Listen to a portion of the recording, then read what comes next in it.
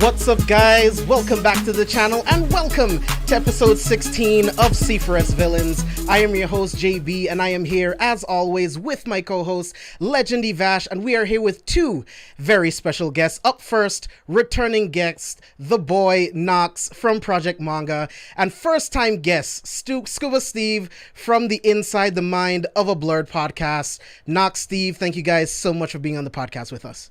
Yes, sir. Thank you for having me, brother. Thanks for having me, man. You already know what it is. Been dying to get back here.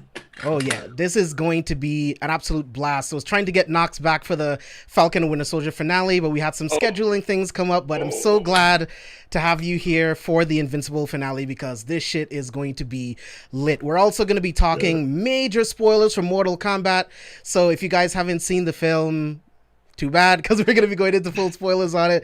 But Vash, I know you just got home from work, man, so appreciate you making the time. I'm glad to be here. You know, it's always a pleasure to talk about villains, comic book stuff with James here every week to week. You know, and for those that see my name down there, damn, it doesn't show actually on the stream side. Fuck, damn, it doesn't show actually. Damn, You're nameless. Yeah, I'm nameless there. But it's always a pleasure to do this show with James, and I can't wait to talk about the ass whooping that Mark got and the timeline. I love how the timelines just kept saying like Batman who wins against Omni-Man and everything. I can't and I love how in retrospect when you really think about it, Mark never really won a match throughout the whole season. Like if you really think about it. I mean, he beat Titan. Yeah, he beat Titan's ass. All right, he beat Titan. And he took the tentacle giant tentacle beast down with the electric wires and shit. Yeah, the kaiju, the kaiju, yeah. Got the elephant man. He got a few. But he definitely takes a lot more ass whippings than main characters usually do. Definitely. Yeah. Which is something I appreciate because I mean he's only been invincible for like 6 months. He's never been in a fight prior, so it's like why would he be awesome already? You know what I mean? So I appreciate that actually. Yeah, I love that because which we're gonna dive more into because he reminded me a lot of Peter Parker, like origins are like where Peter never truly won a lot of fights in the beginning of his origin. He won more later when he understood how to fight and everything, but we get more into that later. But I'm happy to be here. We're in episode 16. It's crazy how me and James started this literally 4 months ago. And I told you like, hey, let's do the show comic book. And finally we're here, 16 episodes in. Freaking wild. Yeah, man. I love doing this show every single week. Like everyone in chat, you guys make it worthwhile to be here every single week. So let's break the ice, go right off the top and just talk about like, what have you guys been consuming recently? Like, what have you been reading? What have you been watching over the past like week and a half, 2 weeks? Like, Steve, since you're new to the podcast, I want to start with you. So I watched on HBO Max, there's a show called Warrior that I'm really am pushing the agenda on that. He was one of the characters, the dude that plays Sub-Zero is in Warrior, and he's pretty much the rival gang or whatever. So he's in there, and it's based off of like Bruce Lee's memoirs. He's got some memoirs, I guess, and they got a hold of him. They made their own story out of it. So it's really action-packed. Every episode, they're fighting. They get into the shit. So that's a really good one that I've been watching. I've been reading Preacher. I just told you guys about that. I started Preacher. I'm doing a reread of Invincible. I'm reading Reject Rangers. Shout out to Nox for that.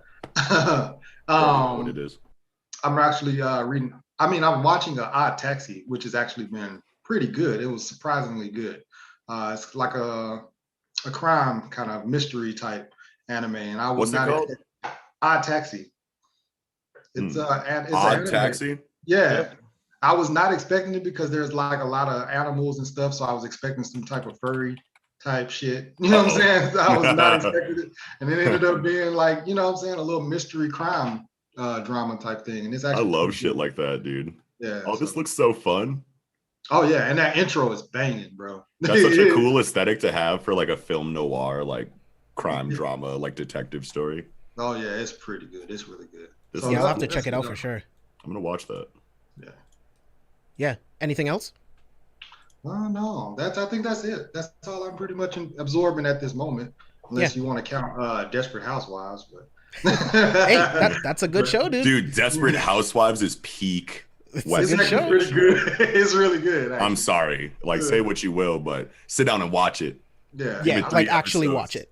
Give it 3 episodes. I bet you go to bed after the 9th. I was definitely surprised. I was like, wait a minute. There's not a bunch of girl talk drama stuff on here. Yeah, you think a lot of things about Desperate Housewives. Yeah. Please sit down, do it.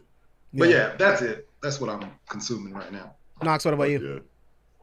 I'm reading Transmetropolitan by Warren Ellis. Like slowly trudging through that on Twitter. I've been doing like live tweets for it and just like not been very consistent about it, but I love that story, dude. I think it's my favorite Warren Ellis comic that I've read. It's just a cold-blooded cyberpunk story, just a raw cyberpunk story, like hella geopolitical stuff and things you'd expect in a cyberpunk story, but with that Warren Ellis twang on it. One of the coolest like indie main characters ever, Spider Jerusalem, cold-blooded name, amazing design. His dialogue is fucking as raunchy as you'd expect from a Warren Ellis book. You know what I mean? And it's just like such a cool project for him. Feels so right for a writer like him. Read Transmetropolitan though if you haven't. Yeah, adding it to my list for sure. Fuck yeah. Right now. Yeah. Anything else? Oh, I started reading Kirkman's Firepower. That shit is sick. It's another, Walking Dead, Invincible, Firepower, Robert Kirkman indie stories. Check that out. And then as far as like what I'm watching, I'm finally watching The Boys TV show. Okay. I have not peeped it, but like I fucking love The Boys TV show. Finally, I'm on the wave. Yeah. And I like see what everyone's been saying. And like I think the last time I was on here, I talked shit about The Boys comic book because I really don't like it. And I think I said like, oh, everyone's been telling me to watch the show or whatever. I finally started watching the show, so it's definitely the better experience for that story for sure. Interesting. Yeah, I'm still behind. I need to watch more than the first episode. Like halfway through season 1. Oh, I actually think I'm towards the end of season 1, but fire. But yeah, that's what I'm on right now. Okay, Vash, what about you? I just about to finish Justice League Unlimited. I just finished the Batman Beyond epilogue, so that was pretty interesting to see again. Like, I wish there's more Batman Beyond of Albert Terry comics, like good ones, so I could check out. Because like Terry McGinnis, his character in the cartoon is so good, and I wish we could see more dive into it. I don't know if there's actually good ones. I have asked the guys before and everything, but they say that they're not that great, like all of them, and there are a few ones good, but not like a full catalog. So that's very disappointing. It's weird how that situation kind of comes about, right? Because you're so used to, you see some really cool comic book media on TV or on the big screen or something like that, and everyone tells you it's way better in the comics. But then when it comes to characters like Batman Beyond and like Static Shock, you can't go find good comics for them after. Yeah, because they're like so small. Yeah. So that's where just went. But I'm finishing. I am finishing Unlimited, like 4 episodes left. That felt like more of a drag to finish more than the original Justice League. I feel like the original Justice League cartoon had more of a better story condensed. And Justice League Unlimited, I felt like they tried to do too many arcs and everything. It was still pretty interesting to see Brainiac and everything, Lex Luthor, Wally going into the Speed Force, going so fast into like almost Godspeed. So that's pretty cool to see. The last season is just, for me, I just want to finish it and just go move on to other stuff, which I kind of did, because like the last 4 episodes, I really didn't want to finish, like push through. So I'm kind of rewatching the DC animated reboot, where it starts from Flashpoint Paradox, and then it's Justice League War, so I just started that, and then I'm gonna rewatch Son of Batman sometime this weekend or the following week. So I'm doing a rewatch because I know the next following like 10 films I haven't all seen in order. So now that I want to see it actually in order, since it's on HBO Max, so much better to see it. Yeah, those movies that start after the Flashpoint Paradox are really good. Like, there's maybe one or two that's kind of mediocre, but for the most part, like 96% of them are really, really good. So I really enjoy those movies. I just want to see, like, for most people that have seen the show, my favorite character is Dick Grayson. I wish they could just reboot a Batman animated series and just like have Dick Grayson older. Like, we don't need Robin again, like the OG Robin. Can we just have Dick Grayson as Nightwing? Like, I want to see his story as Agent 51, like other like versions of him. Like, that is so fascinating. Like when he lost his memory, when he joined to here to become a spy and everything, when his whole identity was out. Like, I just want to see those like have a Robin show, like. Of how you want it to be about Agent 51, Rick Grayson? You want a show for that? I would like to see those versions that is known in the comics out in the cartoons, at least, because in the movies it's just slowly released, but it's always focused on the A-list characters like Superman, Batman. Oh, sure, okay, yeah, I see what you're talking about. Yeah. I would like to see like a reboot of Teen Titans, not the kids Teen Titans Go. I don't give a fuck about that shit. I want to see the actually like reboot of the of the Young Justice, but have other cartoons like it. Like, I just want to see characters that need some shine. Like, just to actually see Tim Drake, Red Hood in an actual cartoon show, that'll be fucking fantastic. Like the Red Hood and the Outlaws as a cartoon show, that'll be fucking amazing. Yeah, I'm right there with you, bro. I think we should have more Tim Drake and Jason Todd media. Hell yeah, like that'd be amazing. Like stuff like for example, the new comic book that's going to be coming out with Jonathan Kent, he's gonna be the new Superman. Stuff like that is very exciting to see. But I'm curious to see that if they will ever bring it to the cartoon as well. Like, that would be so fascinating. Super Sons as a TV show would be so fucking incredible. Yes, have both Jonathan Kent and Damian Wayne like as kids, but also technically the sons of the most two baddest dads and technically heroes. That's instant. That's instant money. Yeah, and just put it straight on HBO Max. Yeah. Just break the bank on it. Like, I bet you they don't even understand. Like, I bet you people don't even know that they need that yet. You know what I mean? Like, action figures would do so well. Oh yeah, you dropped the fucking Super Sons trailer. Oh dude. Yes. Oh my god, that'd be. Yeah, that'd be so dope. I've been rewatching Luther on HBO Max. That BBC series is amazing. It's one of my favorite like detective dramas ever. There was a 4th and 5th season that came out, and I didn't watch it, so Mia and I are watching it again right now. That series is still incredible, and I've been reading JJK too, trying to catch up on JJK. Wait a minute. Yeah, same. Now. Same. Where we at on that? Hold on a minute. Let's. Chapter 90. Oh, chapter fuck yeah, dude. 68, 67. So I just started the Shibuya arc. Like, I'm just entering there. So because we plan to, you should still be in Origin of Obedience. I feel like, or maybe going into Hidden Inventory. So maybe I know I'm like right in the beginning. You're almost there though. Yeah. Oh yeah. Because we plan to start reviewing JJK in the end of May. So we're all technically all trying to catch up because Ray's the most caught up one. Hell yeah. Yeah, but I'm loving JJK right now. Like, I wanted to binge watch the anime. Yeah, I wanted to binge watch the first season. I did. I was like, oh, I gotta read this right now. Like, this is amazing. Yeah. You come out of that first season and you're just like, I know the second season is gonna be worth the wait, but you just can't. Yeah. Like Vash would love for me to wait for Invincible season 2 to start reading the comic, but I'm not gonna do that. Oh shit. It might be pretty soon. Like, it might be pretty soon. Like, we might be looking at like 3 to 5 months before season 2. Like, that's not that long. Really think so?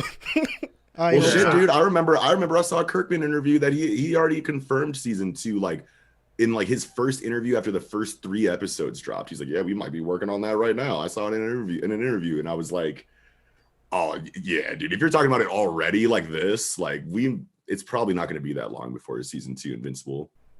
Yeah, I need it right now, dude. Like, this story's incredible. The animation's dope. The score's great. The characters are great. Like, the voice cast. Like, I love Invincible. And we will be talking a lot about Invincible once we get to the finale review. But I just wanted to get through 3 pieces of news that I wanted to talk about real quick. And then we'll go into our Mortal Kombat spoilers review because I've been waiting to get this on the channel. So first piece of news. Morbius has been delayed yet again to January 28th, 2022. So that's why I wanted to bring it up, right? Like, do you guys care about Morbius? Dude, who asked for a Morbius movie? to all two of you out there that asked for this movie, I'm sorry that it's delayed. But like, I forgot it was even a thing until like right now. I don't know why they don't do like. Okay. I don't know why they don't do Monster Night. I forgot the exact name for the team up. Is Morbius, Blade, and somebody else. Like that one in the comics is better. Yeah, like that team up. That team Morbius and Blade. Yeah, like that's always tight. Midnight Suns, like that. Yeah, that's the one. Yeah, that shit is tight too. Yeah. Like that. I'd rather see that team up on screen. You gotta build into TV that. Series. You got to build into that. So I guess if they want to go a Midnight Suns route, then like sure, start with the Morbius movie. But it seems like they're doing like a Spider-Man like villain Sony verse or whatever. That's the thing. So it's like they don't. I don't think they have. Because who's in the Midnight Suns? Isn't fucking Punisher in the Midnight Suns? Yes, they don't have him. But that's the thing. They technically do. I don't even think they have Blade. Do they even have Blade? Doesn't that one Korean syndication, or not syndication, but that one, I remember it being like a Korean-based media conglomerate. That Marvel Studios has it now. Yeah. They've been having Blade. They announced a Blade reboot, didn't they? Mahershala. I just remembered that. Okay, sure. So yeah, could they even do it if Marvel has Blade now again? So that's the thing, though, right? The new deal has like the characters from Sony and the MCU mixing together. So Vulture is actually going to be in Morbius, and Spider-Man exists within Morbius. So they will be able to cross over at some point. So that can be really dope. Like definitely like towards the end of phase 5 maybe, or even like phase 6, but it's definitely possible. I'm at it. Dude, they're really talking like Sony and like Marvel like IP merges. Well, they are. The characters exist in the same universe. I know that like Alfred Molina and like fucking I don't remember who the other. Yeah, I know that they're all doing stuff for the new Spider-Man movie or whatever, but I didn't know that was like we're doing this across the board like type shit. Like that's pretty cool. Hopefully it stays like that, and hopefully they plan it like that, because at first Morbius was just thrown in there and just like Venom 2. But hopefully Kevin Feige and Sony start like, hey, we get it. Y'all want to do your own shit, but do your own shit, but at least let's connect it as one, and let's actually plan something. Don't just do movies to do movies. Let's do movies to plan for future movies. So hopefully Kevin Feige spoke to them, told them like, hey, if you want guys to do this, let me lead you somewhere. So hopefully that's what has been going behind the scenes. That's my hope. That's my optimistic route. Yeah, Sony still has like full creative control, but they can like coexist within the same universe. So that's hopefully really they play cool. nice. Yeah, Steve, what are your thoughts? That like takes away a lot of worries about a lot of creative projects that they would start. Sorry, go ahead, Steve. Oh yeah. I know I'm the same way. I pretty much forgot about the movie. Yeah.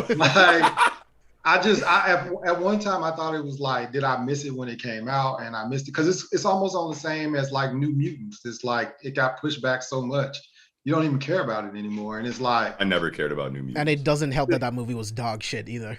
Yeah. Oh, good.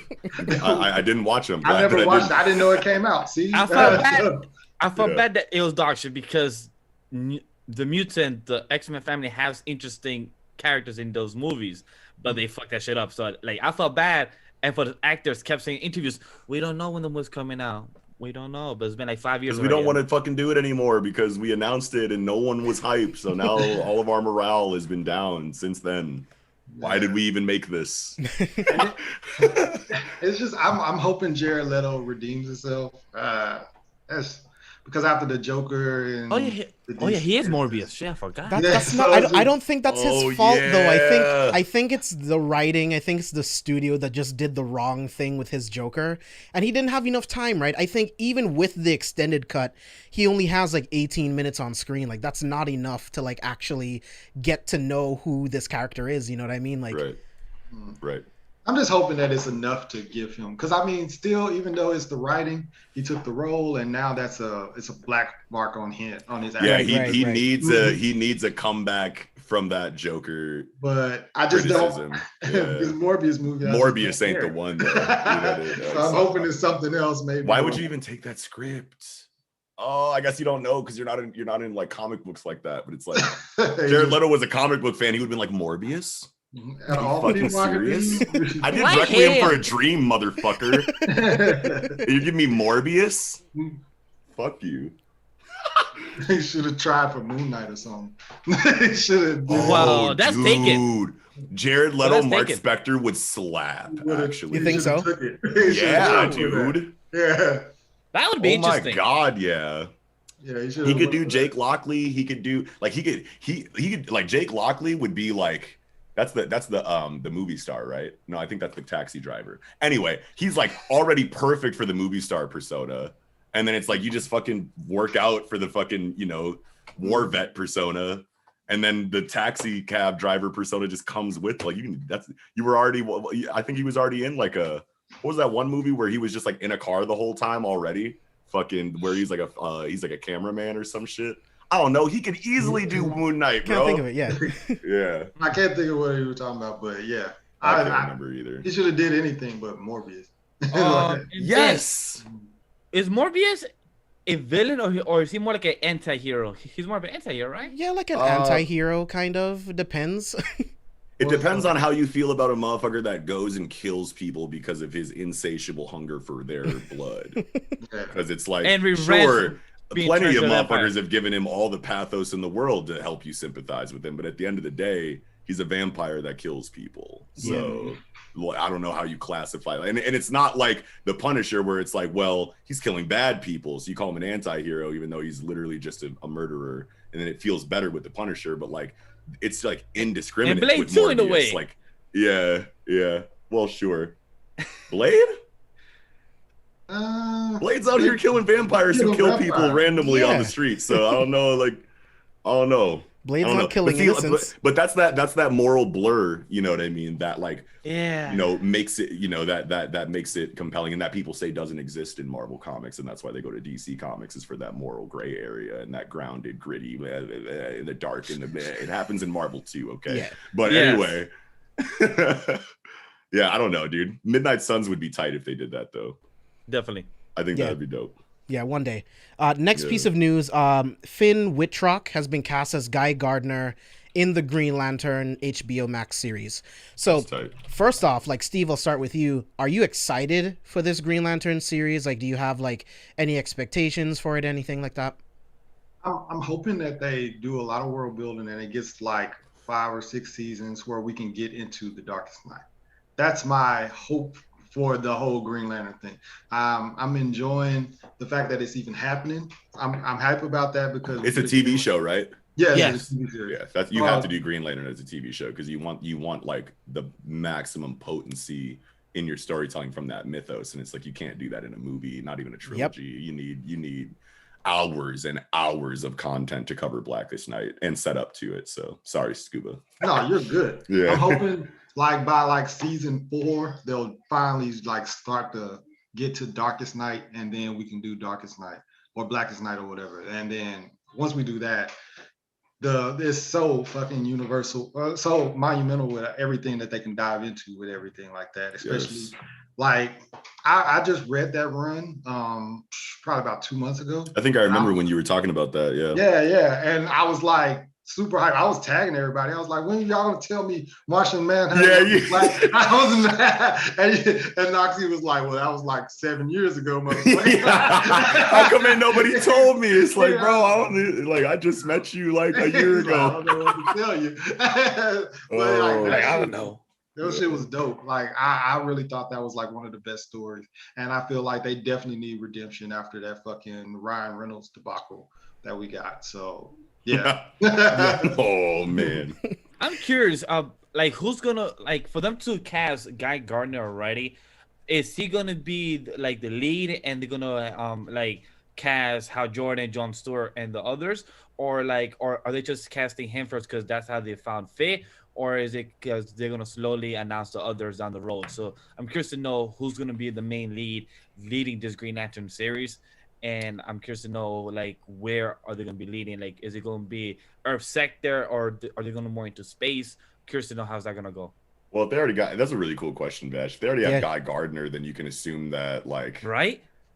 I don't know, you can assume it a bunch, but it's very hard for me to see. Like, I don't know anything about this like at all. Like, I know that it's a show and I know that they announced it, but I haven't looked into it like at all. So correct me, like at any point. But like, I want to say they want to follow the story of Hal Jordan, right? They haven't released that yet. They haven't released that? Okay, well, they blew it with Ryan Reynolds, and everybody fucking knows that. So it's like, how do you start Green Lantern with Guy Gardner as the main character when you have Hal Jordan, and then if you're not going to use Hal Jordan, you have Kyle Rayner right there. So like, it doesn't make sense that Guy Gardner would be the main character. So like, at least from like what you're talking about right now, what makes the most sense to me is that like they kind of take like a Game of Thrones approach to it, where you don't know who the main character is and you're constantly just like shifting perspective, from like important main character to important main character, and they all get like equal screen time. I could see them doing it like that. Like, you give us Hal, you give us, Guy Gardner, you give us John, you give us Kyle Rayner, like kind of like all at the same time. That feels weird as shit to me. That feels so weird to me, considering like the chronology of those events like in the comic book landscape. But like, we can't trust them to care about that. To as much as we want them to, you know what I mean? So if they're announcing Guy Gardner stuff right now, I think it makes the most sense that they're just going to do a big Green Lantern. Every character that's ever mattered is the main character, and maybe they do like a Game of Thrones style, like, spotlight shift every episode or every so often or whatever. Yeah. I would be down for that. The other thing is, it's like, will they have two different Jon Stewarts? Because there's rumors that we're going to get Jon Stewart in the CW. So John Diggle might turn into Jon Stewart, Green Lantern, in the series. So it's like, will they want to do both? What's going on over there? So John Diggle is going to be question. John Diggle is going to Superman Lois show at the end of episode 9 or 10, and they tease something on the end of the finale of CW Arrow. So for those that have not seen the finale, or for those that don't give a shit, because it's been like 2 years already, so kind of spoiler right now what I'm about to say, or taking Vash. Vash. Yes, Scuba. I know. Tell me about it. Our boy John Diggle in the show, he right at the end of the finale, he saw a falling meteor. A lot of people theorized, because the camera panel away, or like who it is. Most of us could assume it's a ring, because a lot of people theorize like, oh, is John Diggle going to be the next Green Lantern, or John Stewart? And since he has the name John, he doesn't have Diggle, but we found out that his full name is John Diggle Stewart, or John Stewart Diggle, something like that. Well, his stepdad's last name is Stewart. Yeah, that's what it was. So that was the connection. Yeah, so that's okay. I appreciate that, James, for the correction for that. So it's pretty interesting about that if it comes. But I don't trust CW with their budget to make John Stewart look very good within the Green Lantern. So I feel like it's not going to be that great. But I'm more excited for HBO Max's Green Lantern show, because if I'm correct on this, Jeff Johns is on the show running, producing it. So I trust him producing it. Will he be a lot on the running side, like helping and assisting with the direction? Who knows? Because when you're a producer, sometimes they just slap the name just to slap a name. So I hope. Yeah, like James Wan in Mortal Kombat, but we'll get there. Yeah, but I mean, I'm interested in the series. We'll see where it goes. I'm glad that it is a series, because like Knox already said, like, this is not something you can do in 90 minutes. And I feel like that was one of the reasons why the Ryan Reynolds Green Lantern movie failed. They tried to do way too much. Hal Jordan can't have an entire arc in 90 minutes, introduce Parallax. It just doesn't make any fucking sense whatsoever. So I'm going to use that as a transition point to go into talking about this movie that I think should have been a TV series. So we're going to get into full spoilers on the Mortal Kombat movie. And I kind of want to kick it off, right? I kind of want to kick it off. I want to start off with negatives, and I want to end on this movie on a positive note. So I'll go first real quick, get my rant out of the way. So my biggest issue with the Mortal Kombat movie is that it is a missed opportunity. We're starting with issues. Fuck yeah. We're gonna start off with negatives and then end with the positives, because I don't want to end on a bad note, right? Sure. So I think it should have been a TV series. I think it was a mistake to try to make an hour and 50 first movie that doesn't even have the tournament in it, introducing these new characters, changing up the world, the lore, and all of that stuff, and trying to put it all into one movie and tell us, hey, you're going to get a trilogy to 4 movies in this world, right? And this is the problem with a lot of franchises. They start to make the first movie in their franchise like they're guaranteed tomorrow. And I'll give, like, The Mummy's a great example of that, right? The Mummy movie that was supposed to launch the new MonsterVerse. The reason why that movie failed is because it was so focused on creating a cinematic universe that it failed the first movie. And that's how I kind of feel about this Mortal Kombat movie. It should have focused on getting us invested into this universe by actually having the tournament in the movie. Oh my God, yes. Cater to the fans who you made this fucking movie for in ways outside of just cool Easter eggs that were the only reason I stayed watching your movie. You know what I mean? It's like, why not? You have so much history here. You know what I mean? You don't like if you have like a big vision of like what you want this universe to look like, then like sure, start slow and build up to something like great or whatever. But like you don't in film, Mortal Kombat does not have a good track record.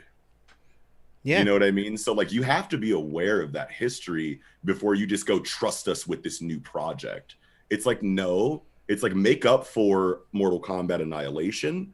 Make up for, you know, whatever that weird TV series they did on like, I don't even know what network that nobody watched. You know what I mean? It's like, what were you doing there? You know what I mean? Like, where was the, you know, like there's a lot of things you have to make up for with something that you could have literally just been like, okay, what have the fans been screaming at us about for decades? Let's just make that first. You know what I mean? Like, why not? Exactly. I never understand why not. Yeah. And it should have been done in a TV series, 6-hour-long episodes. And the first episode should have been like 1 hour and 15 minutes, where you can take pretty much the things that happen in this movie, cut out like most of that training bullshit, condense that, and put it into 1 hour and 15 minutes. And that could have been a really good first episode into a 6-episode series of Mortal Kombat, where the last 2 hours is the tournament. So I feel like the biggest problem with this movie is that they think that they're magically going to get sequels from this movie, and I'm not sure. And they should have made it into a TV series. Because exactly. I don't feel like this movie is going to make a bunch of money. People need to realize that we're in this fandom, we're the smallest percentage of moviegoers. Right? And I brought this up in chat earlier on, in our group chat with Vash and Ray and Sam. Like, how many times have you seen Endgame in the past 2 years? Right. Right? And that movie is arguably one of the greatest comic book movies ever made. A mediocre type movie like this Mortal Kombat movie, how many times are you actually going to revisit this? So this is why I feel like it's not going to make the money that it needs to guarantee that it gets the sequels that it was trying to set up. And this is the problem with studios in general. No money there at all. Like I was saying, like when the dust settles from this, they're going to have made like $1 off of this movie. And what are you going to do with that? And what makes me so mad is that they've had so much time to think about this. Thank you. They have had, and like I was saying, you know, in I don't know how much creative control Tobias and Boone had over this project. But like what I can tell you is that why would you accept this project if you didn't have the creative control that you needed to make it great? And if you did have the creative control that you needed to make it great, how the fuck did you blow it after this much time since your last failure? You have been on the internet. I don't give a fuck what you say. You see what motherfuckers have been saying about your media. Just do it fucking right if you have the creative control. If you don't have the creative control, why accept the project? Because it's a built-in IP. And this, again, the problem is the studio. They think that they can just make mediocre bullshit. And it's like, oh, there's a built-in IP. Everyone loves Mortal Kombat. So we don't actually have to put in any real effort. And people will show up in droves, right? That's not the case. This is why so many franchises have failed. There's a lot of issues with the Four-Stick movie. But one of the other problems, one of the biggest problems, is that it was trying to set up a cinematic universe that wasn't guaranteed. It's like everyone wants to copy the MCU formula, but they're not actually following the MCU formula. What made Iron Man special is without that end credit scene, it's a full, complete movie. You have Tony Stark from the beginning. He's a completely different person by the end. We have an antagonist. There was built-in weight between the protagonist and the antagonist. And by the end of the movie, it feels complete. And because it feels complete is why people wanted more. This is the mistake. But I'll stop rambling. And Steve, I want to pass it to you and just give me like some of your negatives with the Mortal Kombat movie. So some of my negatives feel like they kill people that if you're planning on making this into a sequel and a franchise, some of these people are killed off a little early. And I know like Shang Tsung says that he can bring them back and stuff like that, but it just feels weird. Like Reptile and Kano are gone. Those are two staples. Those are two. Kung Lao is gone. Yeah, Kung Lao is gone. Melina's gone. And Melina. Fuck Kano, nigga. What? Melina should not. Kano's great. Melina shouldn't be in this movie. If Katana's not in this movie, Melina's a clone of Katana. So how is Melina in this movie before you show Katana? There's Damn, so many things. Forgot that. There's so many things literally that are right wrong. now. There's so many things wrong. I didn't even realize Cabal. Originally, I went back and watched some of the YouTube stories. Cabal is a good guy. He's not a bad guy. Like there's so many things that they got like nuances wrong and things like that. And it's just like, all right, whatever. And then I hated the fact that they developed their powers just off of, you know what I'm saying, getting angry and they got powers. Don't you love that Jax's powers is robot arms? Doesn't that make you feel special? Stop, bro. I was watching that shit in my convenient. Discord and that was his like Arcana or whatever. Right. We were like, what is going on How here? How is that his power? Where his powers just knew that he was going to lose his arms? Like they automatically. And then he said, it's just so weird. Yeah, this works. I like this. I'm like, do you really? Why do you just like, lost your arms? It's so weird without any setup, like for, you know, biomech concepts. If you don't have any setup for that, and then you say everyone's arcana comes from like a spiritual ki, chi, nen, whatever the fuck you want to say, that's all very natural occurring energy producing very natural occurring effects in literally every example that we have. Increased speed, increased strength, increased defense, whatever your arcana gives you, it's never going to make sense to say it gives you increased technology. It would have made sense for Jax if they show us when he was in the military that he had a love for technology. If he was always playing with technology and always will build stuff or something like that involving technology. If they show like a backstory, that would be good. Yeah. I think it's wouldn't make like showing sense, that like that would be better. Cool. Yeah. This is the problem. You can't do it in an hour and 50 minutes. This needed to be a series, bro. And even if you wanted to use an hour and 50 minutes, fucking tell a story that makes sense in an hour and 50 minutes. Stop trying to tell a 5-hour story in an hour and 50 minutes. Tell a fucking hour and 50-minute story. And we haven't brought up, I just want to quickly talk about it. We haven't said it. Carl Young or Cool Young, however the hell you don't pronounce his name. Like, I literally thought he was going to become the next Scorpion. I like, okay. There's like, he came from the ancestors. He, like, you know, his blood, great ancestor. We have literal lore like, for cool. that. I don't know why they try to put their own spin onto it and have an ancestor. Cool. But the way they kept showing that he sees him, his ancestor, he's in hell or some type of purgatory. Cool. And then we find out this dude is not fucking Scorpion, and they find out that Scorpion came from hell. He found his way back to fight Sub-Zero. I'm like, really? Like, yeah, literally blue balls me. Like, I was just watching it, trying to see how it goes and come out. Yeah, dude. Like another missed opportunity. The movie should have been about Scorpion and Sub-Zero. The only fights that I like in this movie is between Scorpion and Sub-Zero. So here's my other thing, right? Another huge problem that I have. A Mortal Kombat movie should have amazing fight sequences, right? This is 2021. We have had 3 John Wick movies, 2 Raid movies, Extraction, Atomic Blonde. We are far removed from the shitty jump. Yeah, I could keep going forever. But we are far gone the stupid jump cut bullshit. And these fight sequences are cut to shit. They're really, really slow, clunky. The choreography is terrible. And I wrote down time codes. Once we get to the end, the 3 fights that we get, the fight between Jax and Raikou, Liu Kang and Cabal, all of these fights are 90 seconds long. That's why I have a huge issue. Wow. It's like, you can't say that these fights were good because they ended cool, right? The Kung Lao kill, and we'll get to that in the positives. That kill was fucking amazing in my opinion. But it wasn't Best a fight. fatality in the whole movie. That wasn't a fight though. Right? You can't give me a full fight in 90 minutes. Say what you want about the 1995 movie. Those fights were really long, right? That's not something that we get into this movie. But like, Nox, do you have any more negatives? Oh, I have so many. Okay, let's do it. Bring it on. I have more too. So as far as like, all right, bro, hold on. let me sit up for real. I have my feet up, but I gotta sit up. I gotta put the chair up. I gotta take these glasses off. All right, y'all. We're gonna have sermon right now.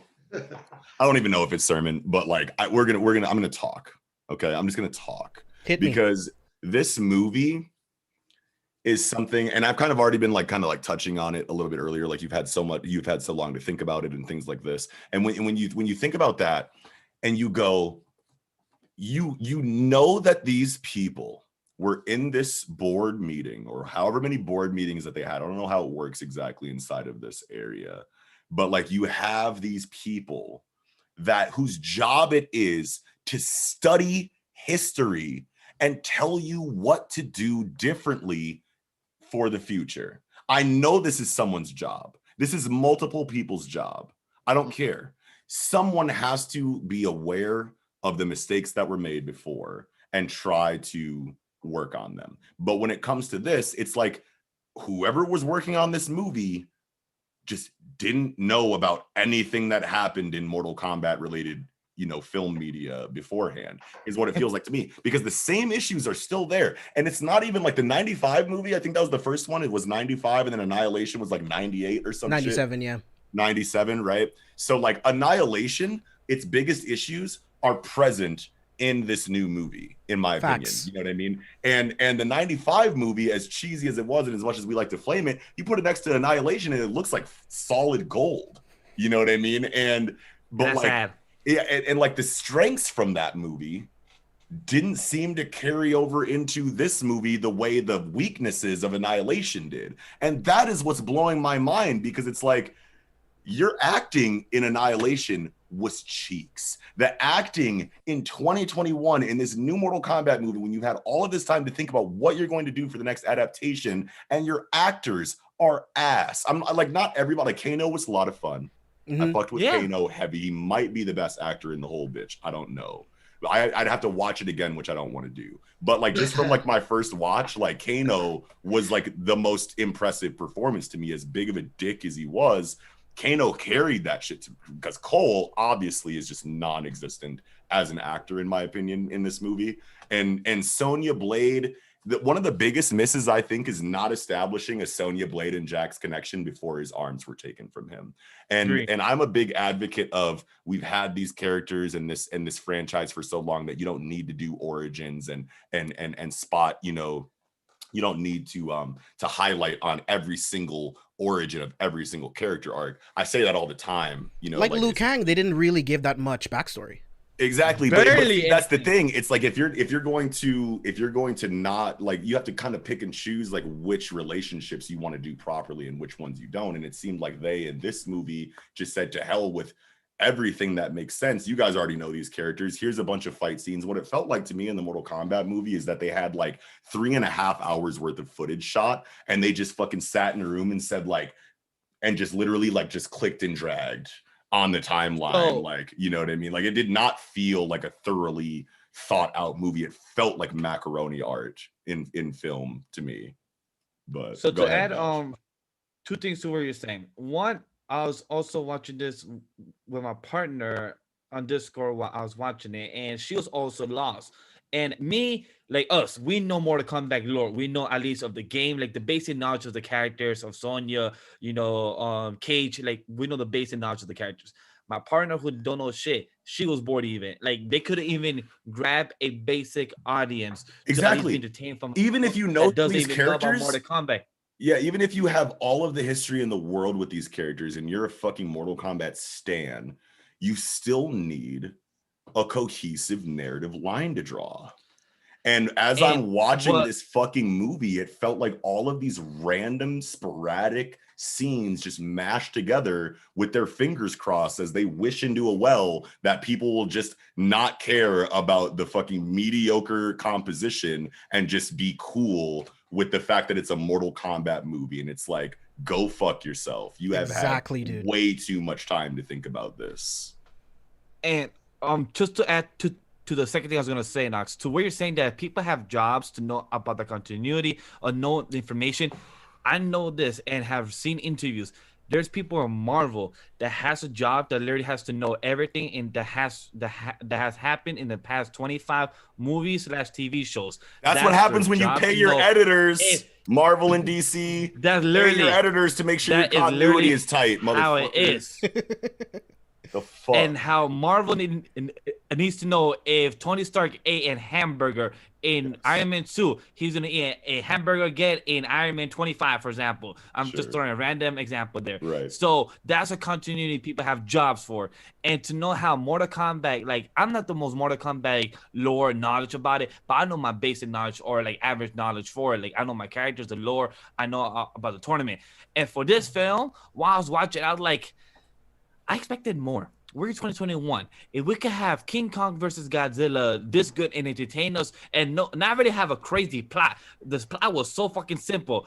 They was making Mega Godzilla and Godzilla was fucking jealous. Like, yeah, playing with fucking gods here. Yeah, shouldn't be doing this. All right, cool.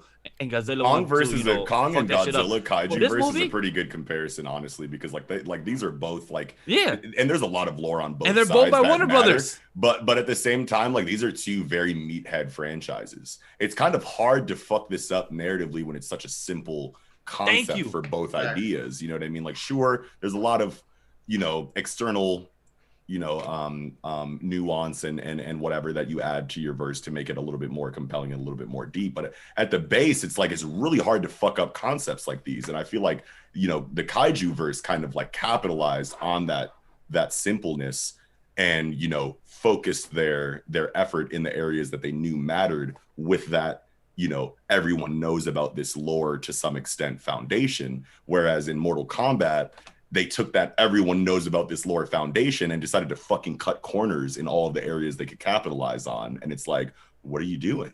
Why would you do that? This is a big deal to a lot of people.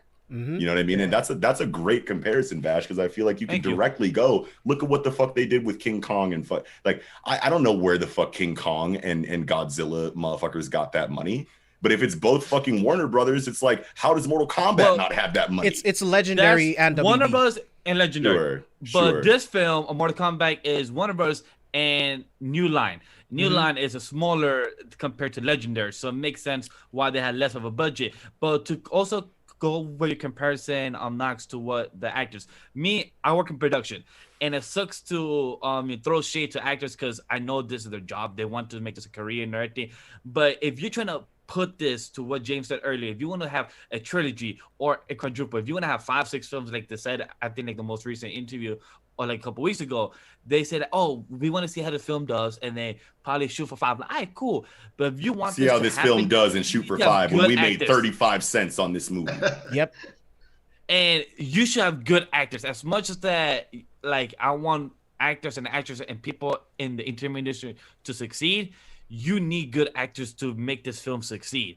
This film, actors, I did not think any of them were good except the first guy from Scorpion, the first 8 minutes, and Kano. And I hated Kano. He was an asshole. But that's the point of the character. He's supposed to be an asshole. He was a great asshole. We're supposed to dislike him. We were supposed to not fuck with him. And he was a great asshole. My dude was calling pussy, bitch, I'ma fuck you up and everything. Perfectly said it as an asshole. But guy Scorpion, first 8 minutes, all right, cool. But Sub-Zero, like, there's more to these characters, and we barely got it from this. Yeah, they were trying to do too much. It's like, okay, we saw the Rated. Yeah, they're like, we saw the success from Rated pissed me off too. You know what I mean? Like they were like, we want to do some Scorpions revenge shit, but like we want to make this all about this Cole kid for some reason. So like we got to do storytelling for Cole, got to do characterization, development, progression for Cole. So we got to fit that in here. But like Scorpions Revenge was really successful, so let's make sure that that's involved to some degree. And then at the end of the day, by the time the final draft comes out, it's like, so it's just the fight in the beginning and a fight at the end for Scorpion. That's it. And then it's linked by this Cole kid. And I feel like they did an injustice to Scorpion. We talked about that on another pod. I feel like they did an injustice to Scorpion. Scorpion goes through all that shit to finally fight Sub-Zero, and then he's got a tag team match with Cole. It's like with some random ass MMA moves that don't matter. Oh my god, they showed him in that MMA ring for like 30 seconds. That was such an injustice. And then you put the final fight in an MMA ring. Yeah. No one remembers that plot point. What are you doing? And what sucks is that like those cheesy lines, like for example, the Josh Whedon version of Cyborg saying, "Oh yeah," or like something like that. That was not earned. In this movie, Mortal Kombat. Oh yeah, the booyah. Thank you, James. In this movie, the two things that was not earned, like it was cool to hear, but not earned. It was fatality and get over here. I'm like, it was that cool get to hear. over here was ass. And really, I don't remember that. It was kind of weak, bro. Okay. You want to know what? You want to know what? That's a positive for me. No. Let me chill. Let me chill. Because when I heard the get over here in the trailer, I was like, that's underwhelming. And then I heard every other kind of like audio Easter egg that they put from the video games in there. Fatality, rancid, and that automatically amplified the get over here for me by the time I got to that scene. Also, flawless victory. Whoever the fuck said that should have been fired on the spot. It was Kung Lao. I said that. It was Kung Lao. Yeah, it was Kung Lao. Yeah. It was Kung Lao. Like, okay, we get it. That's my point, right? But come on. Did you really put that here? That's what. That fight in particular is one of the things I'm talking about. It's like, oh, the fights. It's like, but she didn't do anything. Yeah. She flew. Kung Lao jumped on top of her and split her in half. That's not a fight. You liked what happened at the end, but that's not a fight, and that's what this. We got to give Kung Lao a cold-blooded fatality because we're about to kill this nigga at the end of the movie before his fucking arc is even 3 minutes later, we're gonna kill him. I will say, like 5 minutes later, yeah. I will say, all of the cheesy lines are in my positives. But we'll get there. Now, okay. If they got you, for me, it's cool, but it was not because that's what I expected. I went into a Mortal Kombat movie looking for absolute shit dialogue, cheesy one-liners, but again, I expected incredible action, and I didn't get it. Kano wins. I love that shit. Yeah, these motherfuckers work. I like that shit. Yeah, I want those cheesy lines, bro. That's fine. When you think about it like that, like one, I just want to say there is a room for cheese. There is room Is for it like pancakes and cheese? There is a don't do that. There is a place for bad, like cheesy, like laughably bad content. I understand that. And I understand that Mortal Kombat is an area of media that has kind of adopted that as an expectation. Because of the 95 and 97 films, you go, okay, when we get Mortal Kombat media, there's going to be cheesy dialogue. There's going to be this, that, the third. And that's fine. But like, do you need to fully embrace that? Or can you sit there and go, okay, I understand that this is what we were known for before. How do we fucking actually respect the shit out of this franchise and actually do this right? Do we give them shitty acting and like decent fight scenes because that's what they'll be cool with? Or should we try to revolutionize this to some degree and go, I'm tired of being a joke? And this storyline is actually really fucking good if you know it. So like, how about we like actually adapt that in a way that's respectable instead of just riding on this cheesy wave of like, yeah, it's a Mortal Kombat movie. So yeah, Johnny Cage is going to be cringy. He doesn't fucking need to be. Who said? Right. Because the fucking past movies were bad. Like, like that's like my whole thing. It's like, you have an amazing mythos here that is historically poorly adapted. Why lean into that? Instead of going, no, we love this work. We're passionate about this. Bring me the fucking Boone and Tobias of like 89. Where the fuck did they go? Are they even involved in this is my question at this point. I don't know. Here's the other thing, right? And I love that Vash brought up Godzilla versus Kong, because this was something that Steve and I talked about on Spicy's podcast a couple days ago. Because Sensei brought up like, oh, we like Godzilla versus Kong, but we're not the biggest fans of the Mortal Kombat movie. Here's the problem though. The Mortal Kombat movie is 3 different tones in one movie. The first 13 minutes I think are actually like really good, and they should have stuck with that tone, right? If they wanted to do the whole like lineage thing with Scorpion, that's fine, but keep that tone, right? The second act happens, it slows to a fucking crawl, and then it tries to throw in all of these different jokes, right? Like, I think maybe 60% of Kano's jokes hit for me. The rest of them didn't work, and he's just rapid firing these jokes, right? And then we get to the third act, and then it becomes a full-blown fucking Avengers movie. There's literally a 360 shot with Cole telling everyone where to go and who to fight, just like Captain America at the end of the first fucking Avengers movie. So, I didn't even, Yeah, dude. So at least with Godzilla vs. Kong, since the first Godzilla movie in the MonsterVerse, that tone has been consistent the entire way through. Whether you love it or hate it, feels like that fucking tone is James consistent. Cameron movies. Right? Because they fucking broke the budget in literally every area and just fucking said, this is going to work. And if it doesn't work, then I don't fucking know. But like, it doesn't feel like there's any kind of like, like there's any kind of like with the kaiju verse, bro. Like I don't know what the first one was, but I know that the second one was the first one was Godzilla. The second one was the one with Millie Bobby. Wasn't the second one the first one with Millie, King of Monsters, right? It's like I saw that King of Monsters trailer. And it felt like Avatar echelon quality. You know what I mean? When you have that kind of aesthetic, you can get away with a lot of like other shit. But like Mortal Kombat didn't have like anything attractive going for it besides the idea of this movie. You know what I mean? And it's like, I don't know, dude. When it comes to like the scene where Kano got his Arcana, like really rubs me the wrong way, because it felt so like forced and obvious, and like I knew exactly, like you establish the concept of Arcana, what it means to unlock it, and then all of a sudden we're all here eating, and yes, Kano's a douchebag, but everyone around the table starts roasting him like in tandem, back to back. Well, I know what this is building up towards, and then the execute, like if you're going to have an obvious, situation.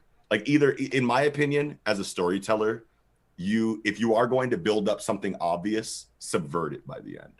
And if you're not building up something obvious, then it's going to slap that much harder when it finally clicks and people go, oh my God, how did I not see this coming? None of that happened. It was literally just flash forward to them eating, Kano being Kano, everyone going, you know what? Suddenly, we all are tired of Kano at the same time. Let's fucking flame this dude like it's a fucking like middle school bus trip to school. You know what I mean? Like, and I'm like, I know exactly what's going to happen here. And then with the obvious buildup to that moment, the execution was poor. If you're going to make an obvious buildup to something, make the execution spectacular. And the execution was just, you dare disrespect Kano? And then the fucking laser eye. And it's like, that's how y'all did that?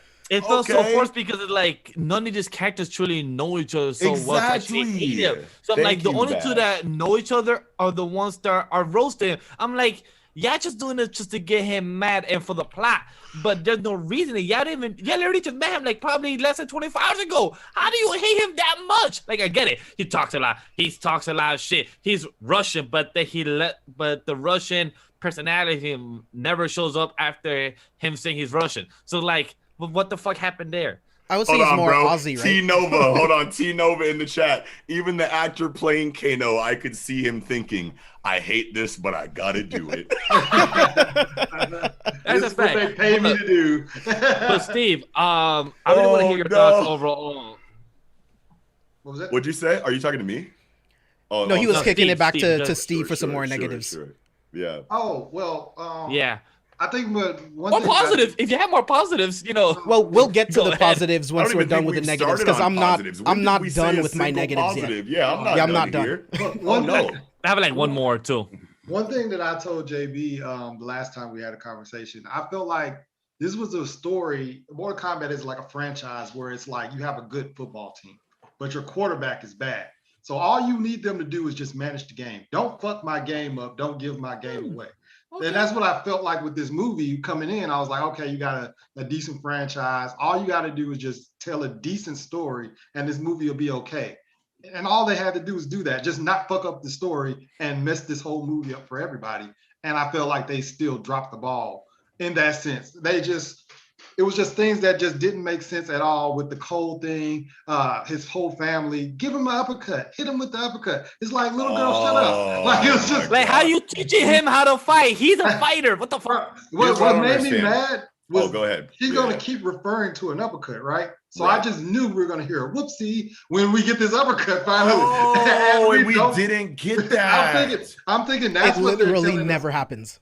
I didn't even think about this. That's what I'm thinking. You hype up the uppercut the whole time, and then when he finally lands the uppercut, we don't get a toasty? At all. That's what I'm thinking that we're going to get. We don't get that. And then they back Cole up, and Cole ends up being the bronze kneecap from fucking Fairly Odd Parents. All right, here's my thing. Here's my thing about that. That's hilarious, bro. But here's my thing. Like, you have someone there in that creative team. Like, first of all, it's the internet, and we're all adults, and it's 2021. You know what fucking plot armor is, and you know how the internet feels about plot armor when they feel like it's being used. And you give this niggas, you've been building this Arcana shit up the whole movie. You say Cole, and he's having issues with his Arcana. You're building up, everyone's getting Arcana around him. And you're like, that's cool, where's Cole? Cole's better be cold if we're building up to it like this. And then you give him literal plot armor as an Arcana. Literal and you're like, this is the one. Plot armor. This is the one. Yeah, they gonna love this. You want to know how I knew he was going to get armor? I didn't know. This is the stupidest thing that studios do that they think is cool, right? So the moment that they said that he was a living punching bag, I was like, oh, his power is going to be a shield of some kind. Oh. And it's literally a fucking shield. This is what they do in every movie. Dude, look at the Flash, right? When Barry was a kid, he ran really slow. So you knew he was going to get super speed. It's that kind of bullshit, right? I'm like, yep, he's the punching bag. He gets beats up all the time. Therefore, his power is going to be a really cool shield. And it's fucking ridiculous. My homeboy Kichi in the chat made a funny ass tweet. And they were like, they gave this nigga the 2-ton tunic from Shaolin Showdown. Oh, shit. Wow. The 2-ton tunic. I feel Goro is the champion. He's literally the tournament champion. Goro is. And you. Dude, the Goro. He's got 0 bodies, and then you kill him before the tournament. Can we talk about that? Can we talk about that real quick? Now look at the 95 movie. When they gave us Goro was a force of nature, son. He caught multiple bodies like instantly. Actually, no. I'm pretty sure he only killed that like bald-headed black dude in the I'm pretty sure that's the only body he caught. But still, they gave you a reason. It's implied that he killed the other as well. Right, and we know just how viciously he murdered that dude in that one scene. That this motherfucker has a history of being a problem. And then after that, what happens? You get further like characterization of Goro because you show him in a banquet scene, chilling and actually interacting in a way that's not combative. So now we have more of a link to this character outside of he just has hands and he's 4 arms of viciousness and blah, blah, blah, blah. Like he's an actual character in the little amount of screen time that he got in the 95 adaptation. You know what I mean? But then here, it's just like, all right, here comes Goro. And everyone's supposed to be like, we know Goro. Exactly, dude. Fuck his characterization. Don't flesh him out. We played the video games. Just have Cole beat him. That should be the first thing you have happen to Goro. Too. Have Cole beat him. Let's have Cole kill Goro before he does anything. Goro didn't look like a champion. Who has no powers. who is not as tight as anyone around him. Let's have him be the one that kills Goro before Goro does literally anything in the story. Yeah. What kind of decision making is that? Goro didn't even look like the champ. The actual champion looked like Sub-Zero, and Goro is the fucking Mortal Kombat tournament champion. That doesn't make it doesn't sense. make him go out sad.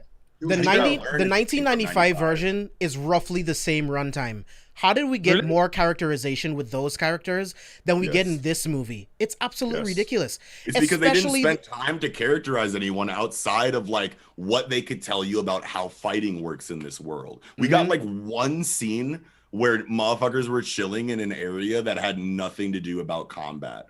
You know what I mean? And it was the fucking roast Kano at the fucking banquet scene. You know what I mean? Or while we're all eating at the dinner scene or whatever. And it's like, no, if you look at the 95 version, you should have been taking everything that was successful about that and thoroughly and just make it better. And literally just capitalize, like, you know what I mean? Like enhance it and then study the detriments of 95 and Annihilation and make sure you don't do that again. You could have had a perfect movie if you would have just done that. Dude, those two things. So I watched the 1995 movie directly after this one so I can wash the taste out of my mouth. Yeah. Dude, Scorpion gives Johnny Cage the fucking work in that movie, bro. Yeah, that's a really great fight. That was the best fight. That was the best fight in the whole shit to me. Scorpion versus Johnny Cage was the best fight in the original movie to me. Yeah, like that's the part that I like think about like randomly when I think of that movie, that scene in the fucking bamboo trees and shit. You know what I'm saying? Yeah, bro, it's sick, like come man. on, like that's what I remember when someone's like, "Yo, you seen the 95 Mortal Kombat movie?" Instantly, I think of Johnny Cage versus Scorpion. Yeah, dude, he gives him the work, bro. Oh yeah, and the only time I can think about scenes like that in this movie is where it was Hanzo against the rest of the ninjas at the beginning, and then just a couple minutes at the end when it's just Scorpion and Sub-Zero. Because there's a lot of cool shit that happens in there. And this is actually a good spot to transition to positives. Because I know that's not going to take us long, and I really want to get to Invincible. But that was one of my positives. Every time Sub-Zero was on screen, it was fucking amazing. Every single moment he was on screen. Absolutely. So, Steve, I want to start with you. Let's go with some of your positives. The opening scene, that was fucking beautiful. I actually loved it. I was actually, when that opening scene happened, I was like, oh shit, we're finna get a good movie. Like I immediately sat up. I was like, all right. Blue balls you. That's what I thought. I immediately sat up because at first I was kind of just like, oh damn, the movie's on. I pressed play. And then when I heard the screaming and he was killing family members, I kind of sat up. I was like, oh shit, we finna get some good shit. And then even with the fight that we kind of get with Sub-Zero and Scorpion in the beginning, or Hans in the beginning, it's kind of like it's actually got some good fucking back and forth. It wasn't just it sets that tone like this is about to be heat because you remember how amazing Scorpion's revenge was. And you go, oh, we're starting with Scorpion's revenge stuff. This is going to be an incredible movie. You know what I mean? And then it's like, how about we don't touch on that again until like the very end? And your only tether to that is the fact that you know that Cole is a descendant of Scorpion after like the twist reveal that we all saw coming at like the 90-minute mark or whatever the fuck that was. You know what I mean? And then, the other tether is the fact that Sub-Zero is still in the movie throughout. That's how you remember. That's to make you, to remind you that this is a Scorpion story. Put some more Sub-Zero scenes in there so they don't forget. I think that's the good part. I guess when Sub-Zero breaks Jack's arms, that was pretty cool. That was raw. Sick, bro. That was pretty cool. And that's how you do that. Now imagine if we had the proper build up to that. Thank you. Imagine if the execution was perfect leading up to that. That scene would have been drastic, bro. That would have been, funny how Jax was cocky, like, yeah, I know my work, and then like he said, I'm I did 6 tours, motherfucker. Yeah, right. I did 6 tours. I was laughing like, yo, Jax, you're about to lose your arms in like probably a minute, and then it happened like, 6 tours my ass. That shit just went down. Not 6 tours. As soon as I heard him say that, I was like, oh, so this is the scene where he loses his arms then, because you don't talk that much shit and not lose your arms. Jax is one of the cockiest characters in Mortal Kombat. And that pissed me off at the end when Cole is giving directions on who you're going to go fight. And Jax says, oh, who's going to fight Sub-Zero? Nobody can fight him one-on-one. What the? Not Jax, not my Jax. He would never say that Jax bullshit. would never say that. Like, that pissed me Jax off. would be like, I got him. Jax should I have got said, him. I'm going to go beat the brakes off this motherfucker for taking my arms away. And that's when you have an actual character that has been built up and written properly to go, Jax, relax. chill. Thank you. That you already lost, G. Let somebody else handle that. But there was no character work and build up to let that scene be great. There was no character. There wasn't enough characterization to make any scene great in this movie. I actually gave this movie a 1 out of 10 when I originally watched it. Now on my scale, 10 out of 10 is the same as 1 out of 10. 10 out of 10 is this should be taught in schools and writing classes. 1 out of 10 is this should be taught in schools and writing classes because of how fucking ass it is, and make sure you don't ever fucking do this again. And as drastic of a score as that is, you know, for this movie, which I legitimately did have like positives for, I still don't ever want to see anyone attempt to emulate this. Yeah, but so show this to people so that they know don't ever do this again. Even though there were some redeeming qualities about it, it's still a 1 to me. I want them in to that still regard try. because it was such a poor attempt. They need to start over, dude. I do not want a continuation of this. No. They don't. They should not continue this, which sucks and everything. But they should try again, because our children are gonna see another version of Mortal Kombat MCU. Who knows if MCU is gonna have probably Phase 25? Who knows about that? But Mortal Kombat definitely as a TV series. Drop the movie idea. Go to TV series like Green Lantern, HBO Max series. Go Mortal Kombat TV series, because that's where you succeed. They have seen there's a freaking Mortal Kombat 11 game. Y'all don't see Mortal Kombat 1. Mortal Kombat 1 again. Y'all don't see a whole type of reboot. Y'all see a story going on. Yes, it's like a small reboot in some of the games, but Warner Brothers, new line, go TV series route. That's what they should do. And if you want to build up characters, if you want to build Jax, build up Cole Young again for some goddamn reason, or drop the Hellcatter. Please drop him. Don't have him again. But have these characters. Johnny Cage. Don't say that name anymore for the rest of the review. Yeah, but like have Johnny Cage as the main character as it was in some of the games. Have him back. Continue the story as a TV series, because chat said it. I forgot who said it, but chat said it. How do you put a baby inside a little small like dark section and you expect the baby to stop crying? Like that baby must listen, like just know, oh, dark area, stop crying. I'm like, no, that baby was CGI. and like Spicy said, right, like Cole didn't earn his leadership role at the end of the movie. They were trying to give Cole all of this characterization that everyone else was supposed to get, and then they forgot about it after the second act of the movie. It was like, oh well, it's all about the team now. It's not about Cole and Scorpion anymore. It's about the team. That shit pissed me off. But we didn't get the team. We didn't get the team scene. Like if you look at the original Avengers movie, right? You look at the Avengers movie and it's like we're a ragtag group of superheroes who are high on confidence and thought they could save the world on their own. Look what happens when we put them together. We got all types of drama. We got that incredible Joss Whedon scene where he fucking in one shot pans around the room and fucking focuses on everybody at Dutch angles and all kinds of like crazy skewed shots that like imply certain things, you know, inside of the characters, and all types of film shit. You have all types of like film like genius inside of a scene that brings the team together like you saw in the original Avengers movie, and you want the same effect in this Mortal Kombat movie with none of the effort.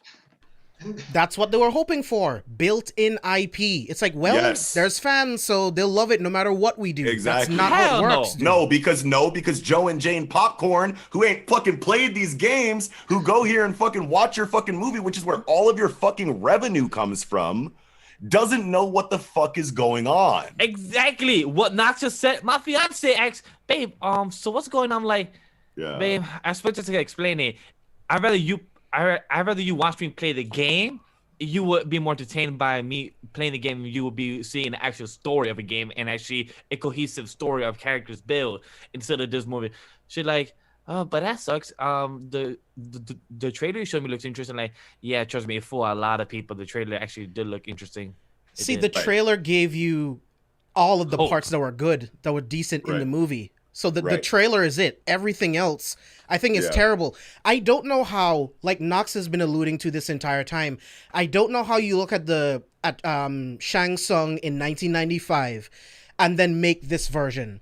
I don't get it. Because there was no cinematic build-up for that character. You didn't have a drastic scene of him taking a nigga's soul in front of the main character to establish that villainous presence in your fucking story. So you are, like James has been saying, like, this is a baked-in IP. You are relying on the fact that people have been familiar with your story for so long, and you cut corners appropriately when you don't understand that, like, one, you're not catering enough to the diehard fans to appease them, and two, the vast majority of your profit is coming from random moviegoers who have no idea what you're trying to go for. The vast majority of niggas that are going to go see this movie, despite Twitter and all of the Mortal Kombat fans that you see, like the vocal majority for, that's a small fraction.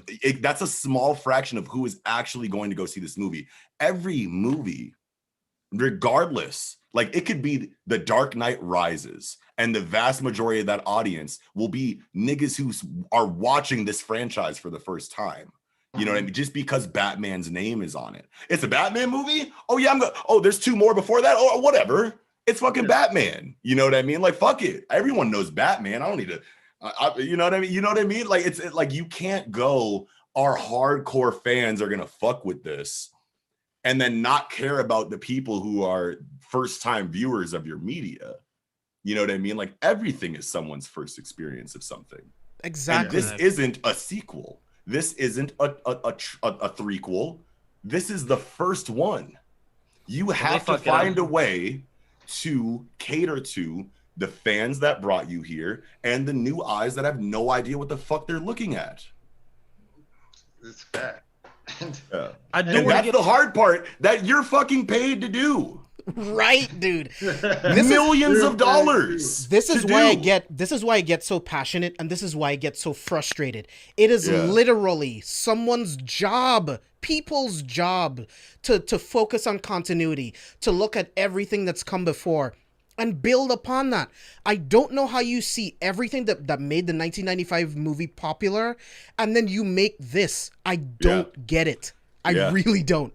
I work in production and I have worked with people that has to make sure the script is good, the storyline, the scene that happened before this goes correctly, the editing shot. So me seeing, like, me working in production and the guys, my friends know who I work with, what shows I've done before it's out publicly and everything, and knowing that the MK Mortal Kombat, this 2021 movie, got made, and literally, like, I wondered, out of the whole 200, 300 people that work in that movie, was there a fan of the series to actually be like, hey, that's what I ask literally every time I see something like this. Quick question, producer, quick question, director, like, did ya speak to a writer from the Mortal Kombat series? Did ya speak to anybody that they probably get mad at those people? They probably go, what are you doing? We have this IP. We're big shot Hollywood niggas, bro. How dare you come to me and say, make this more like what the fans want? I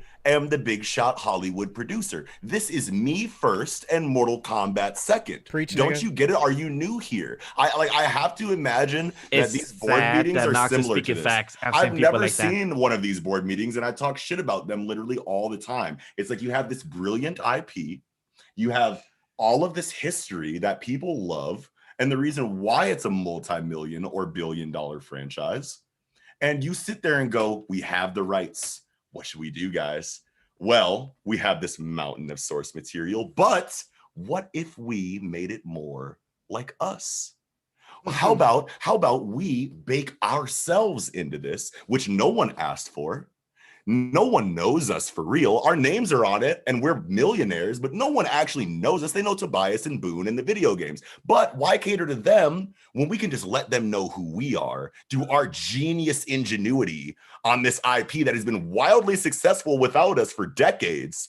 But let's make sure everyone knows that we're the ones making it. And it's like, get the fuck over yourselves. Yep. I know we're supposed to be on the good stuff, but I'm so sorry. Oh yeah, we're on good stuff. I was about to say another thing I'm pissed off about. Another thing that I was upset about was Kung Lao and Liu Kang. They just like the MCU, since everybody wants to be like them. They got Chris Pratt in shape to be Star-Lord. They got him some actual nutritionists and made him look decent size. Kung Lao is sleeveless most of this movie. Liu Kang is sleeveless most of this movie.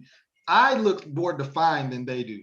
Like that is not a good look for martial artists. I mean, you can't tell because I got the hoodie, but I'm swole and shit. I'm way more swole than Cole Young. Like they don't have to be swole, but like, can we get some definition, get some cut-ups, do whatever you got to do, like to make them look like martial artists. Right. They look like normal. Can we get that drastic under pectoral cut that no one has?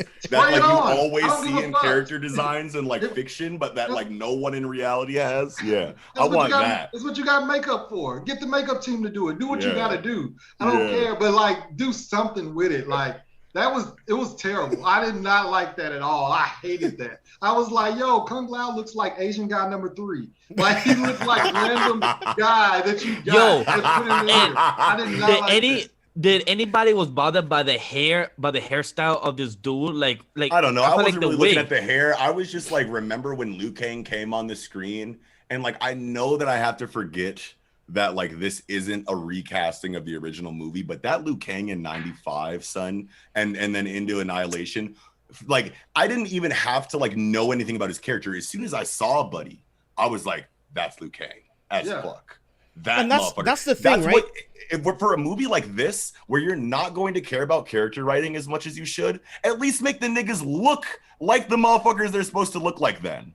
In my opinion, that Liu Kang looked like the monk that you throw on a video game where you grab the random side character and you throw him at another character. That's what that Liu Kang looked like. No, he looked like he looked like the standard like pugilist character render from like any MMO RPG that you've ever fucking played.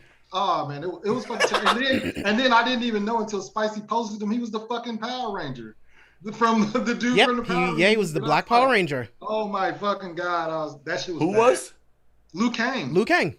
Is the Black Power Ranger like the most recent season? In the 2017 Power Rangers movie. Oh shit, was really? it 2017? I think it was 2017. I didn't know until Spicy fucking posted that shit. And I was like, whoa, what the fuck? Shit. Yeah, but on the topic of characterization real quick, right? You brought up Liu Kang from the 1995 movie. They gave us enough characterization for that character. He was a part of what is it? The Temple of Light? What is it called? Oh yeah, I remember them talking. But anyways, right?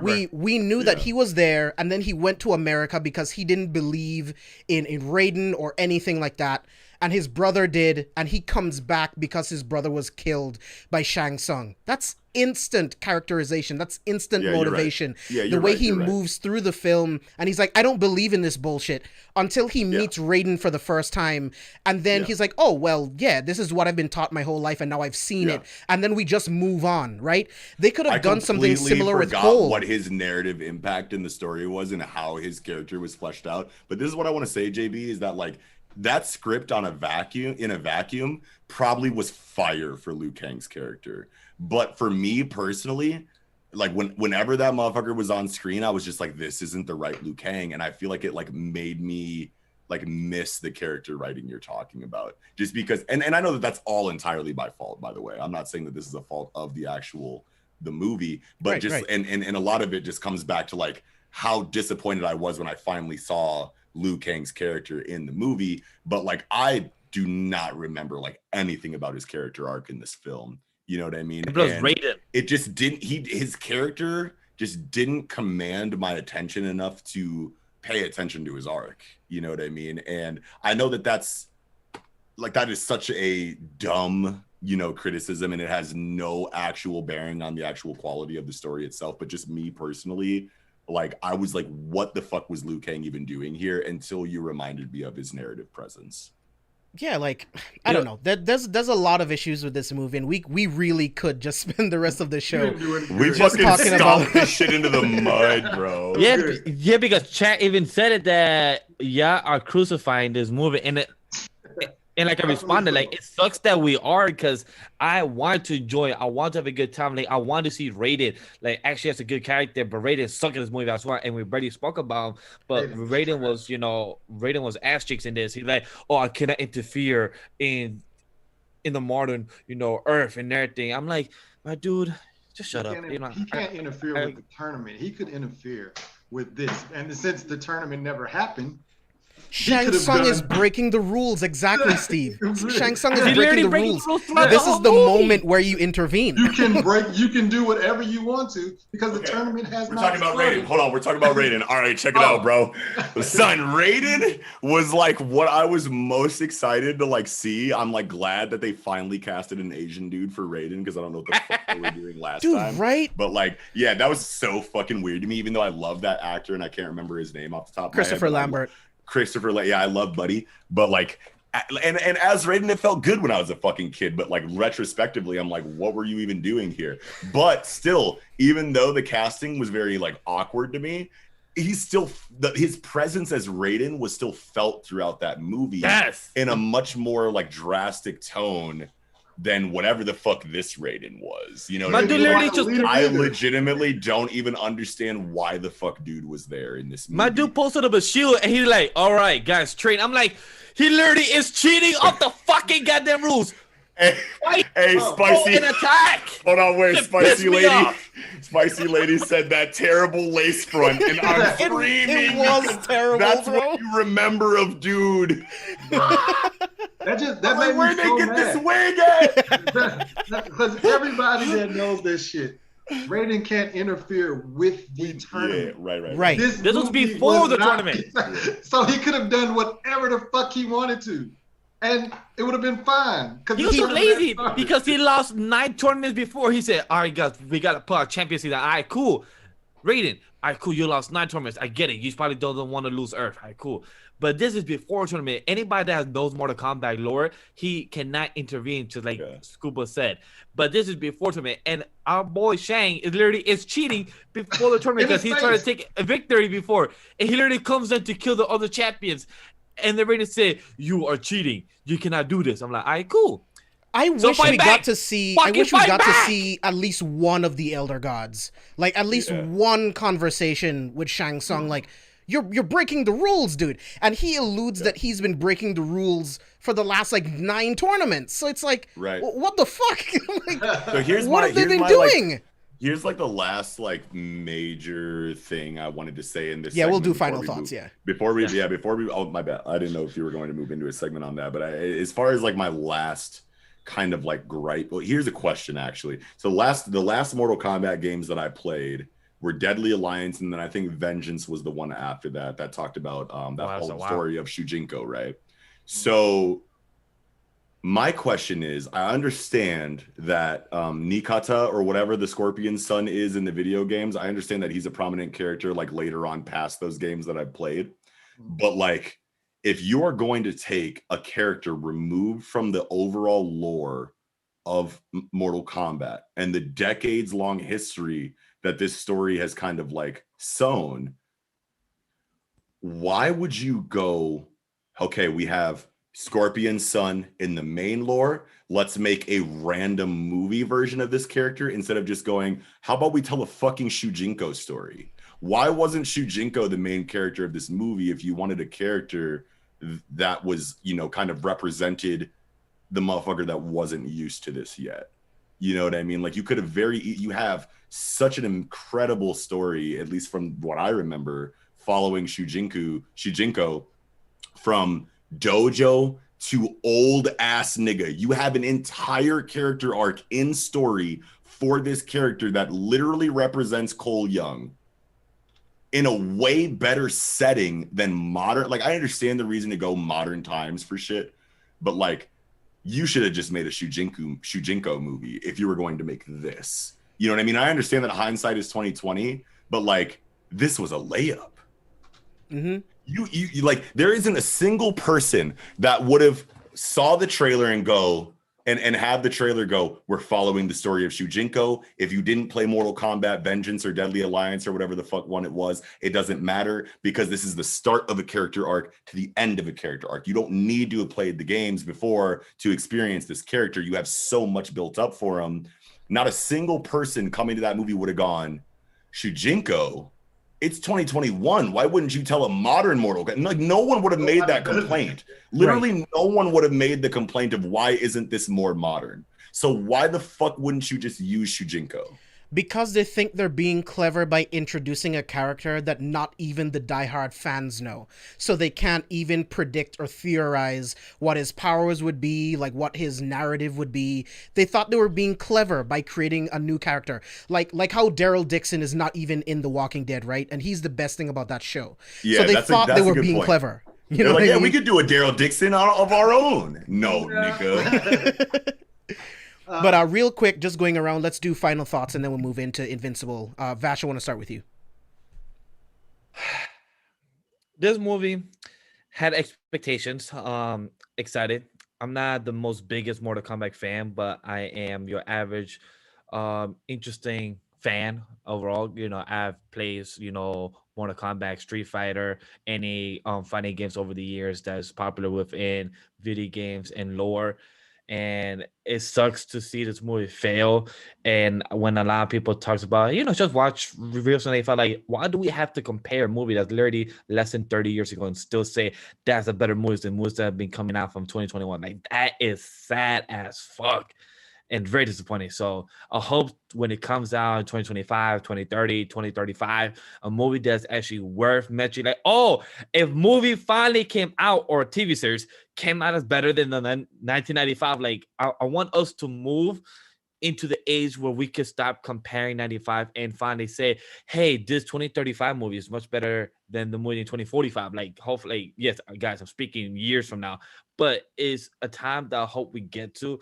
And hopefully writers and directors that actually have passion projects like the MCU, like DC, to some extent, hopefully we'll get to that line with future video games, like better version, like what Assassin's Creed and other series, before it could actually come to fruition. Because that's my hope for video games, because video games rap sheet is like a 1 to 25 type of ratio. And that's very sad.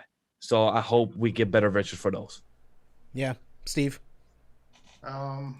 It was a movie. Like I said, I didn't come in with. It was a movie. I didn't come in with high expectations, but I was coming in thinking kind of like Fast and Furious, like just be some fun, and we just enjoyed the movie. And somehow it didn't turn out that way. I would have rather them just did this is the 9th tournament that Shang Tsung and them win, and we get to see the main characters lose or something like that. That would have been dope. And then you can actually throw Cole in there and he dies because nobody knows who he is. So he just was some guy that died in the 9th tournament. And then something like, I don't know, but it just wasn't good. Watch the first 15 minutes and watch the last 10 minutes. Yeah. or just go to YouTube and search it. I was just gonna say, Knox. James, right there, you and me.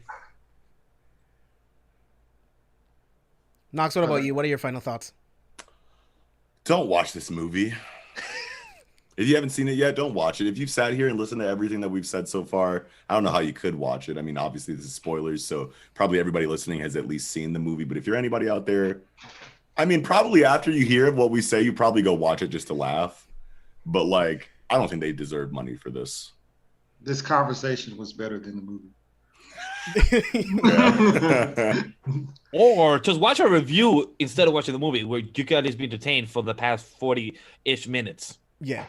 Like for me, I would tell people to watch it just to check it out for yourself, because it seems like you either love it or you hate it, right? I'm just one of those people. I can't, even though I'm attached to Mortal Kombat, as someone who reviews media, I can't just look at it and say, oh, it ended well, so then it's a good movie. I can't do that, right? So this is not a movie that I would necessarily recommend on multiple rewatches. Watch it for the first time, see how you feel for it yourself, and then every time after that, everything you need will be on YouTube. I do not feel like this film has any rewatchability factor whatsoever. If you want to see these fights, like I said before, they're only 90 seconds long. The fights in the third act, the main fights are 90 seconds. I timed them. They were 90 seconds. So That's you can ridiculous. go on YouTube and just watch it instead of going to HBO Max to watch this hour and 50-minute movie. But I want to... Yeah, right? But I want to switch gears and talk about something that was actually absolutely amazing. Invincible Season 1, the finale. The finale came out yesterday. I watched it last night. I watched it like 2 times again today. I absolutely loved the finale. But before we talk about the episode itself, Knox, I want to start with you. What are your general thoughts on Invincible Season 1? Dude. Invincible Season 1 felt like a masterpiece to me, and I haven't read Invincible for real since it was like running, naturally, right? So like 2000 and whatever the fuck that was, early as shit, like 10-15 years ago or whatever. And what I appreciated about the show is that like it reminded me how good of a story it was, that I haven't read this comic book for like almost literal decades, plural. And the show reminded me of like my comic book reading experience of Invincible through the differences that I noticed, and that like anyone who's read the comic book would notice in the show. But as a first season, I think this is history in the making, dude. I think that this is I don't know. I thought I saw some kind of like crazy stat that like 1 billion people were watching this weekly. And it's like, I don't know if that's real or whatever. I've been saying it like it's factual, like in group chats and shit or whatever the fuck I've been saying, but I don't know if that's actually a thing. But I don't doubt it. You know what I mean? Like this is something that I haven't seen like a hype wave for to this extent for Western media in like a really long time. And I think that this is easily the biggest Western cartoon in the last like 50, 30, 40, like whatever large amount of time you want to say. It's a drastic situation that we have right now. And I feel like it's actually really revolutionary, because when you see what you can do inside of this medium with these stories, I feel like a lot of, animated universe stuff kind of takes established concepts from comic books and does like a pseudo Hollywood situation where they go, okay, we're going to pay more attention to this lore than the movies do, but we're still going to take liberties in this area. Whereas with Invincible, you could tell that Kirkman was right there going, okay, this is different and this is different, but it's different because I think that these are actual improvements to my original story, rather than I'm a big shot Hollywood executive that thinks things should be done differently because I'm Hollywood. You know what I mean? So like, I appreciate the changes that were made inside of Invincible in that regard, because Kirkman is a legitimate genius in my opinion. And I know that he had super intense creative oversight over this. And there are a lot of drastic differences from the comic to the show, even inside of this first season that I'm sure we'll talk about. But like as a first season of anything, just in a vacuum, I think that this is one of the most brilliant first seasons of anything Western that I've seen in my entire life. Facts, bro. Beautiful and well said. Yeah, Steve. I don't know how to follow that, but you got this. It was fire.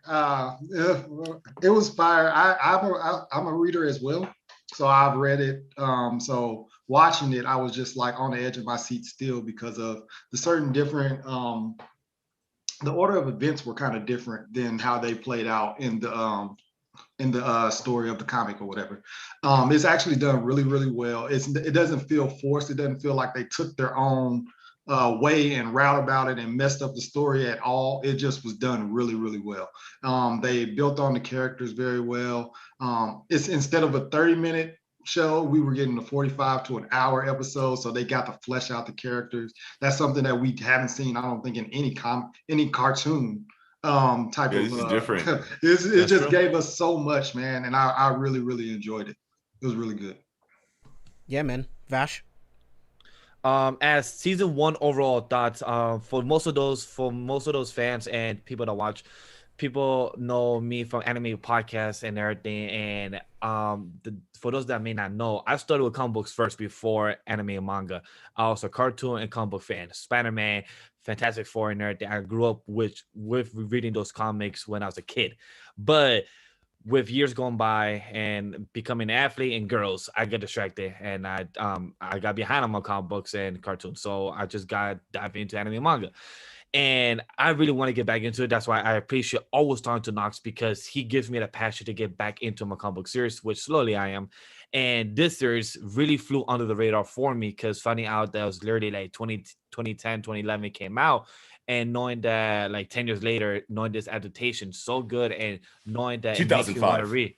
Oh, 2005. Out there. I think I appreciate that. Started in 2005. Yeah. So to know how great it is, and to know that's fucking 3,000 plus pages, that's fucking wild. That's freaking amazing, and I can't wait to read that. Who knows how long that's going to take me? But it's a journey, G. Promise you. And it's worth it. I can't imagine how of a season journey 2 and season 3 are going to shit on season 1. By the way. Oh, which is nuts to think about. And that's great. That's props for that when the series gets better. But to get that backstory of how comic book is, I love season 1.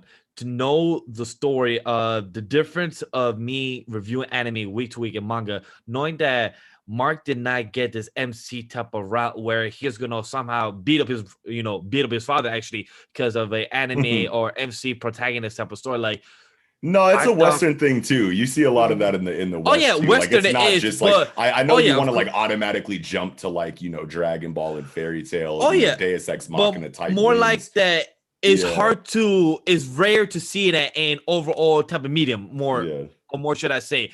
And I was very happy to see that, because you barely see that in a lot of written and visual medium. So to see that Mark guy's ass whooped literally so much, where I was like, damn. And literally we're gonna talk about episode 8 exclusively about a train scene. That's like my face was openly gone. I was like my face like me right now. I was speechless. I was speechless. Like, my dude was literally murdering bodies left and right, like literally bodies hitting to the floor.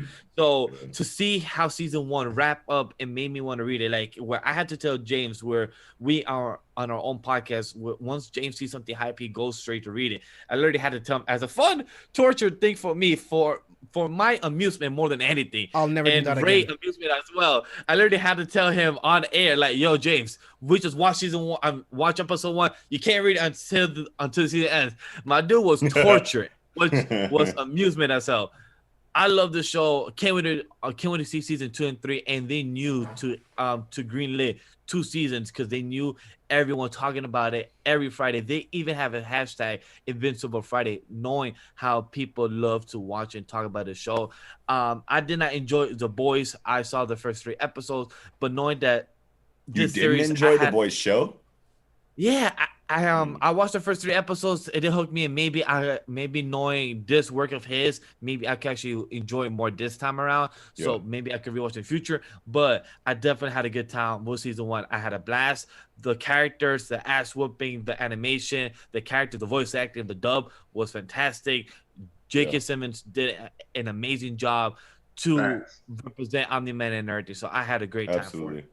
I want to jump in here, James. I know you're about to get in your bag. Yeah, do your thing. But I just want to say this because it's something that Vash said. When it comes to like The Boys versus Invincible, I think one of the most important things that Invincible does as a deconstruction, as a raw deconstruction of superhero storytelling, the same way that The Boys is that The Boys establishes very, very early on that this is supposed to be like what you've experienced before, but you know that it's wildly different than anything you've experienced before right away.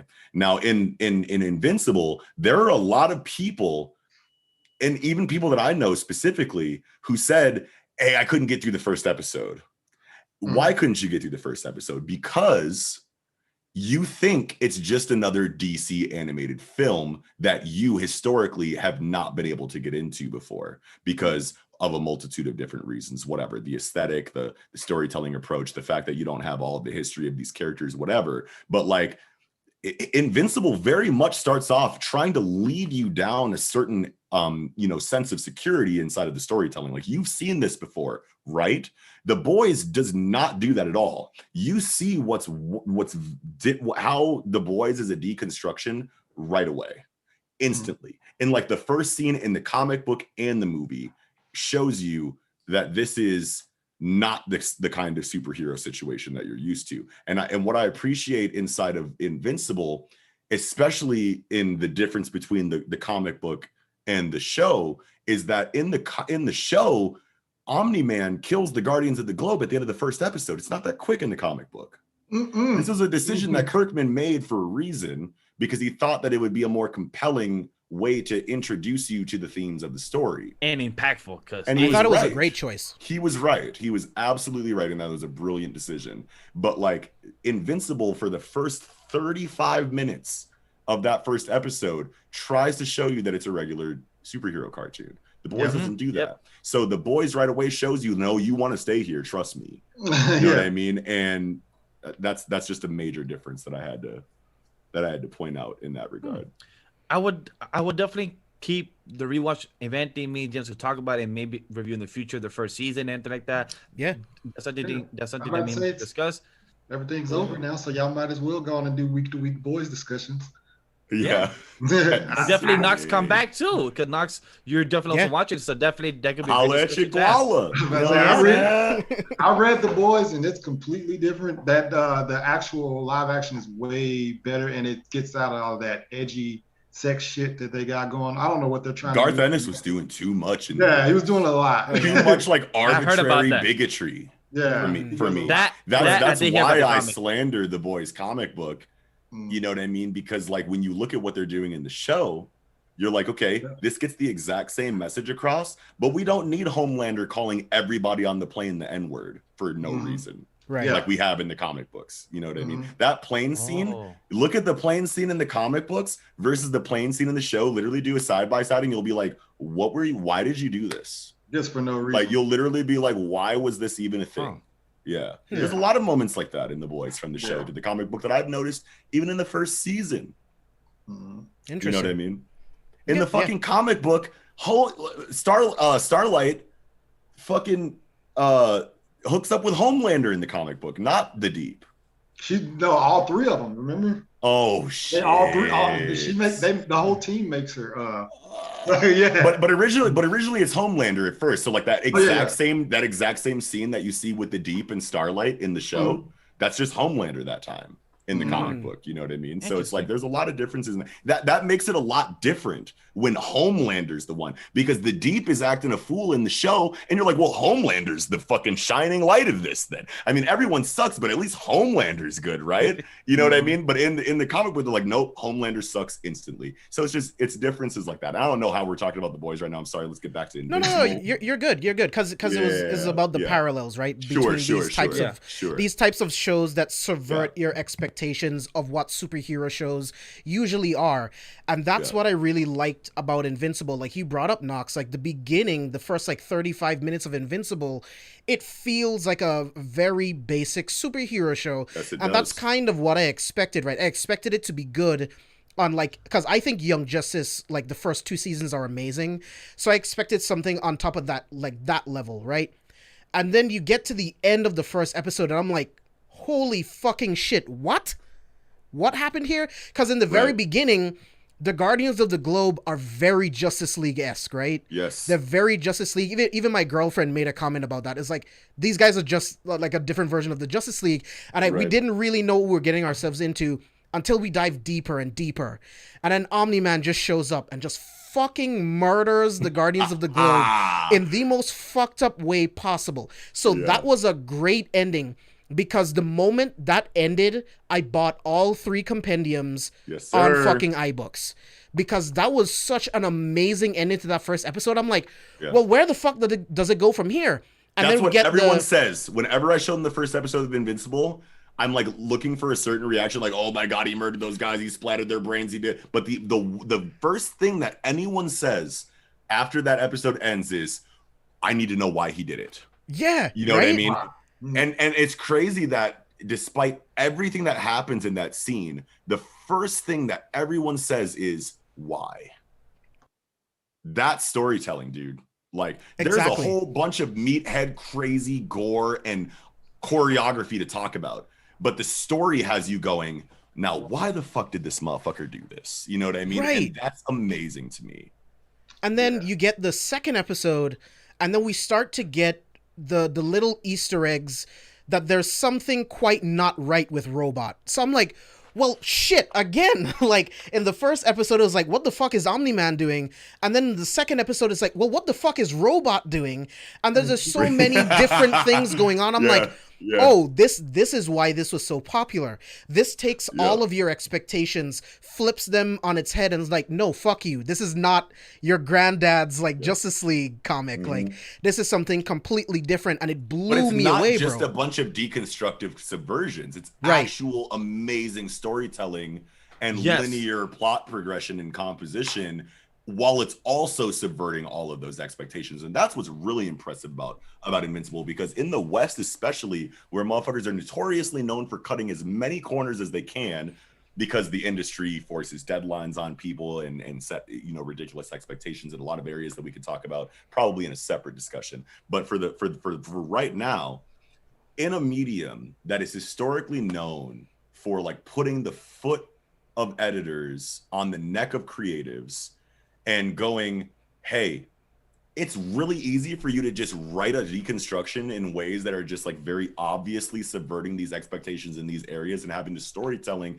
you can maybe cut corners on that and have it be light because no one's experienced a story like this before. But Kirkman and his creative team were like, okay, I'm going to write this story in that way, but it's also going to be compelling throughout in every other way that you can criticize as well. And like that kind of like effort is something that like feels rare in the West because of, you know, editorial restrictions inside of the big two publication lines. And that's why we need to respect and appreciate publication lines like Image for allowing writers that come from the oppression of those big two lines to really branch out and let their hair down and show you what they were really cooking behind the scenes while they were writing everything Jim Shooter told them to write about Spider-Man at the time or something. Right. You know what I mean? It feels really good when you see them break out of that shell that you know that they were, or break out of that cage that you know that they were in DC and Marvel. You know what I mean? Yeah.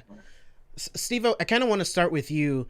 What was one thing that happened in this first season that was different from the comic that actually surprised you and that you maybe thought was a better decision than the comic? And if it wasn't a better decision, tell me why.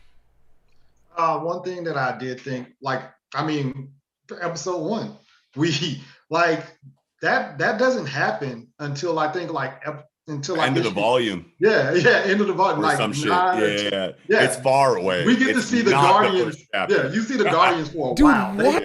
Dude. Yeah. So we actually see the Guardians as heroes for a while. Instead of you get to chill with them for a while, dude. And what surprised me was as soon as the credits went up for the first episode and that first phone call rings, I said, right now? I literally said right now. I was like, this. Like, so then once that second phone call happened, I was like, oh, okay, this is happening right fucking now. And I was still shocked because it was just like, I couldn't believe that it was going to happen this early. And I thought like, because I mean, I like Robert Kirkland's Walking Dead comic as well. Oh yeah. And I know that there are different nuances that are different that he puts in there. So I'm thinking they're going to get here and Omni-Man's not going to show up. That was immediately what was going through my head. I'm like, he's not going to show up. This is way too early for this to happen. Yeah. And he comes, and as soon as that first punch happens, I was like, he's about to fuck them up right now. But see, the way that they handled the execution of killing the Guardians of the Globe in the first episode was actually brilliant, because you have that conversation with Red Rush where he tells his girlfriend, like, yo, y'all read The Flash. Y'all know how I, you know what I'm saying? And he tells you, I perceive things just as fast as I move. You know what I mean? So then when everyone is assembled at the HQ and no one knows what's going on, Red Rush is the one that goes, nah, son, something ain't right. Oh, there's Omni-Man right there, and then saves, War Woman or whoever the fuck he like pulls out of the way. But it's those like links back to like previous storytelling, even if it's a short amount of time, make that pathos hit so much harder when you build up those Guardians in their, regular civilian, free time lives right before going to go get murdered. It was just the best way to give that scene early that you could have possibly, like, it was the best execution possible for that change, in my opinion. Great. That's crazy. And like, even So we're only talking about episode 1, or are we talking about the full season right now? The full season. Anything cool that you thought was different? Some things that okay, that's kind of spoilery. Let me say not do that. I'm trying to think of some ways to say. No. Yeah. So I'm trying to like season 1 of the animation. There are things that they showed you, and if you're not a reader, you didn't catch it immediately. But things that it's little Easter eggs that'll be there for season 2. So for season 1, another thing that I did enjoy, I enjoyed like the order of events. Whereas they kind of gave us the alien invasion in episode 2. They gave us things like that earlier on where they're pushed off a little bit further and things like that. Robot deciding, you know what I'm saying, let me go ahead and clone myself, things like that. This is this is off. Like, I feel like Robot's character arc didn't like really take off like that the way that we see in season 1 until like chapter like 65. Holy shit. What? So, maybe it's not that drastic, but it was like I remember being like, okay, they're doing a lot of things really quickly, but like I have no complaints. They're speeding this up the right way. I've never seen nothing like this currently, and I'm on issue 37 right now, and this robot stuff hasn't happened. So real quick before you move on, so Chief brings up a really good question. So did the Guardians put up as much of a fight in the comics compared to the Steve will probably be better on that. It's literally been like almost like 15 years since I've read It's identical? This comic. Okay. Yeah. No. They put up more of a fight in the TV series, I believe, than they did. Because in the TV series, Omni-Man goes to the hospital. Yeah, and I think I remember in the comic, I feel like they totally brush over this, and they just show Omni-Man just like covered in blood with the Guardians dead like next to him, and I feel like they off-screened a lot of it, to be honest with you. They like kind of someone in the comments might correct me, but I feel like they brushed over a lot of this shit in the comic. He punches them. They show like a punch, and then it just shows everybody fucked up. Yeah, and Omni-Man literally, Omni-Man goes home to dinner like. Oh shit! Yeah. Oh shit! That's right. He goes back to the crib like nothing. So like in the TV series, he gets more of a beating than he does in the comic. Yeah, you're totally right, dude. Demolishes them. Like, God damn. It's like 2 panels, and then it's like next chapter. Next chapter, he's eating. Hey, honey. And it's like, Because that's one of like that. I remember that's like one of the nonchalant hero life tones that they set, you know what I mean? And we see that in the first season of Invincible, how, you know, he's like, you'll never believe, I know I'm late for lunch, but you'll never believe I had to fight a dragon. It was crazy. I beat his ass. You know what I mean? Like the nonchalant, like conversations about life-threatening situations, like that's established in the first season. But I do remember that they played into the murder of the Guardians of the Globe into Nolan coming back from that, just nonchalant eating his dinner. Like, what's up? Damn. I had some shit to take care of. You know, it's not a big deal. You know, and I remember, I completely forgot about that. Good shit. He's hospitalized in a TV show. Yeah. And no, he cleans them up really nice. Damn, okay. In the comic. Other things that are different. I don't think we Demon Detective. We get a little shorter snippet of him, more so than in the comics. We get a little bit more. I love how that nigga is just like Constantine and like Etrigan. And that's what I said. Yeah, I was like, that's exactly what I said. So brilliant. Perfectly said that you said that, Knox, because this was the fun that me and James. That's what I don't want him to read, because I might still not read yet, because I love to kind of theorize and just chat, be like, oh my god, this is interesting, like just to see us. Because when me and James first watched the show, we spoke about he's like Constantine, like Etrigan, and we said, okay, so the Richardites are like Saiyans.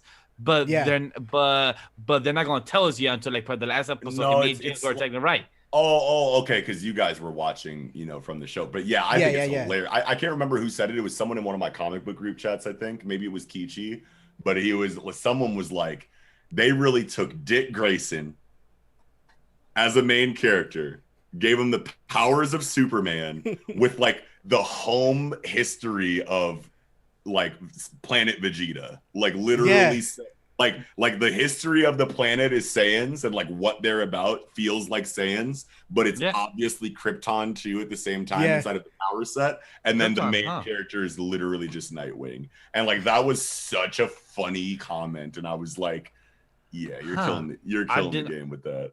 I did not see the Nightwing, but that makes total sense. And Grayson? everything. Yeah, he looks like Black slick back hair. Come on, son. Ain't you the Nightwing, nigga? I just didn't see it. But Yeah, like the way about it, like I see that. Yeah, but like this was the fun, like to kind of theorize, like and make like, oh my god, Constantine arrogant. Like the Richard are fucking saying like at the end of episode 8, like I don't want to jump too far in, but he literally said, oh, I gotta tell the truth. Yeah, we don't really save planets. We technically enslave them. Like they become our bitches. I was like, yo, me and James said this on episode 1, and we finally get the confirmation of shit. Like, this was so much fun. Spicy Lady said Hellboy too. Yes, Hellboy. And Hellboy too. You have to make the Hellboy reference. Yes. Actually what I said was the more like the question and Etrigan. That's actually what I said. That's it. See, you could throw like a lot of combinations like that out for that.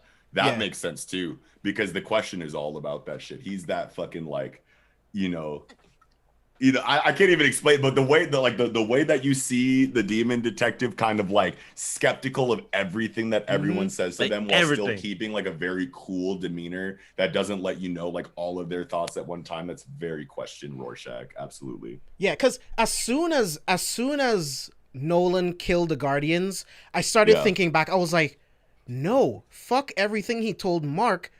They don't save planets, they rule them. Oh, okay. So you put that together before the finale. The first episode. That's amazing. That's amazing because when I was reading it in the comic, I remember being like, I was reading it for the first time. You got the original Viltrumite explanation, and I was like, that's tight. That's tight. Then all the subversion starts happening, and I completely forget about that moment until he's like, we got to talk. Here's what Viltrum really is. And then you see that it's literally the exact same story, but like with things replaced in malevolent ways. And I'm like, I was taken completely surprised by surprise in that moment. I just want to say, like, in the comic book, they fucking knocked that shit out of the park for me, because I was not ready for the exact same explanation, but like evil. Like that was so tight. It was wild because me and James were like, yo, these are like fucking like Saiyans. So like, there's no way. Like they conquer planets. Yeah, the only difference is they don't sell them. They just add them to the Viltrum Empire. Being in the comic, because I've read the story. So hearing their theories, I'm like, yo, JB and Vash on point. I was like, how did they fucking figure this out? Because I didn't figure it out reading it. But I'm sitting there just watching. I'm like, dog, these dudes are really figuring shit out. And I think that's just a testament to the good writing of the show itself. Because like I said, like I thought about the conversation that he had with Mark at the beginning. And then I watched how he brutally murdered the Guardians. I'm like, no, he's systematically removing any opposition to make sure that the planet is primed for takeover. Wow, they don't go to fucking game. Yeah, they don't go to different planets helping them with like healthcare and different technologies.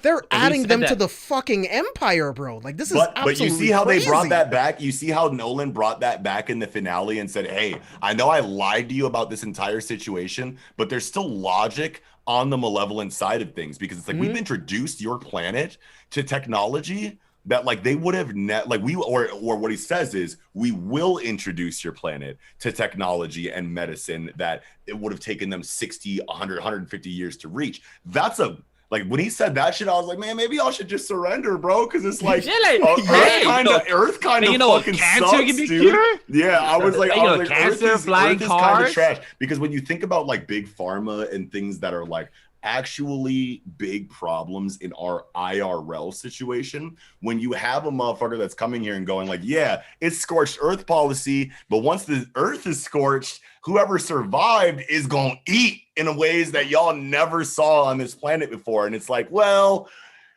it's like the meme where the motherfuckers pouring the Henny, like, this nigga kind of spitting, you know what I'm saying? Like, it makes you don't fully empathize and agree with it. But the fact that Kirkman can take such a monstrous character, especially in the finale of Nolan, the character design work and like the animation for Nolan, they made that motherfucker look way crazier.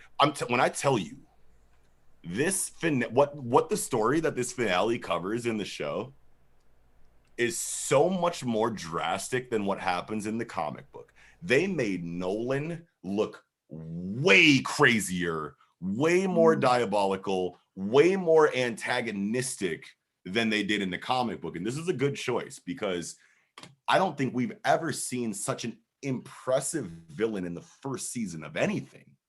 And maybe I'm forgetting something. Let me know in the comments or whatever. Well, maybe it's recency bias or whatever. But I can't remember the last time that I was this blown away by an antagonistic force in the first season of anything.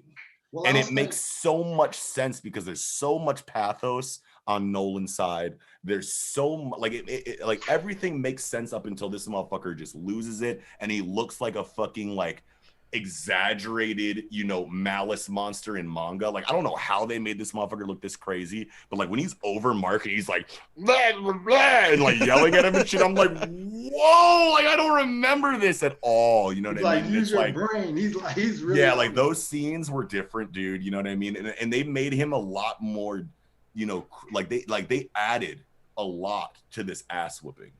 You know what I mean? Like this, a lot of these things I do not remember the train scene in the comic book. Remind me, Scuba. It's not there. Exactly. I don't remember. I don't remember a lot of this shit. They added a gang of shit to make Nolan look as vicious as possible. You know what I mean? And it feels great because that's what you need for this first season. And at the same time, it's like, okay, it already felt right in the comic book.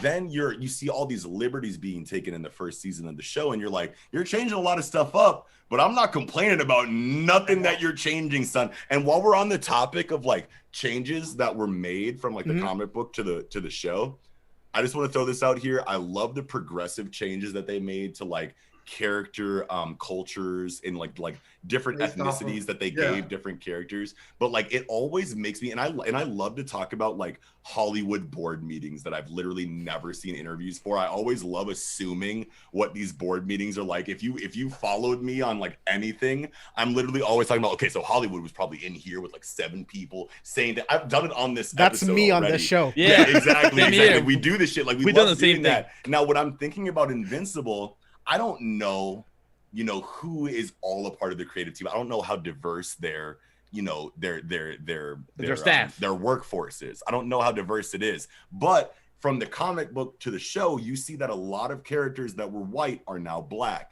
You see that like William, for example, is gay right away, where like he's not gay for a while in the show. He actually dates in Adam the comic. Eve and shit in the comic for a little bit. You know what I mean? You don't find out he's gay for a while. They made him gay instantly. You know what I mean? So like you see these progressive changes, you know, that they make, and you're like, that's cool. Amber's not black in the fucking comic book. She's a fucking blonde girl. You know what I mean? Yeah. So can we talk about finish what you were saying? But I do want to talk about Amber. Yeah, that's where I was going. I do want to talk about Amber, but like as far as the progressive changes that were made for the times, I could tell that because Darkwing is not black in the comic book.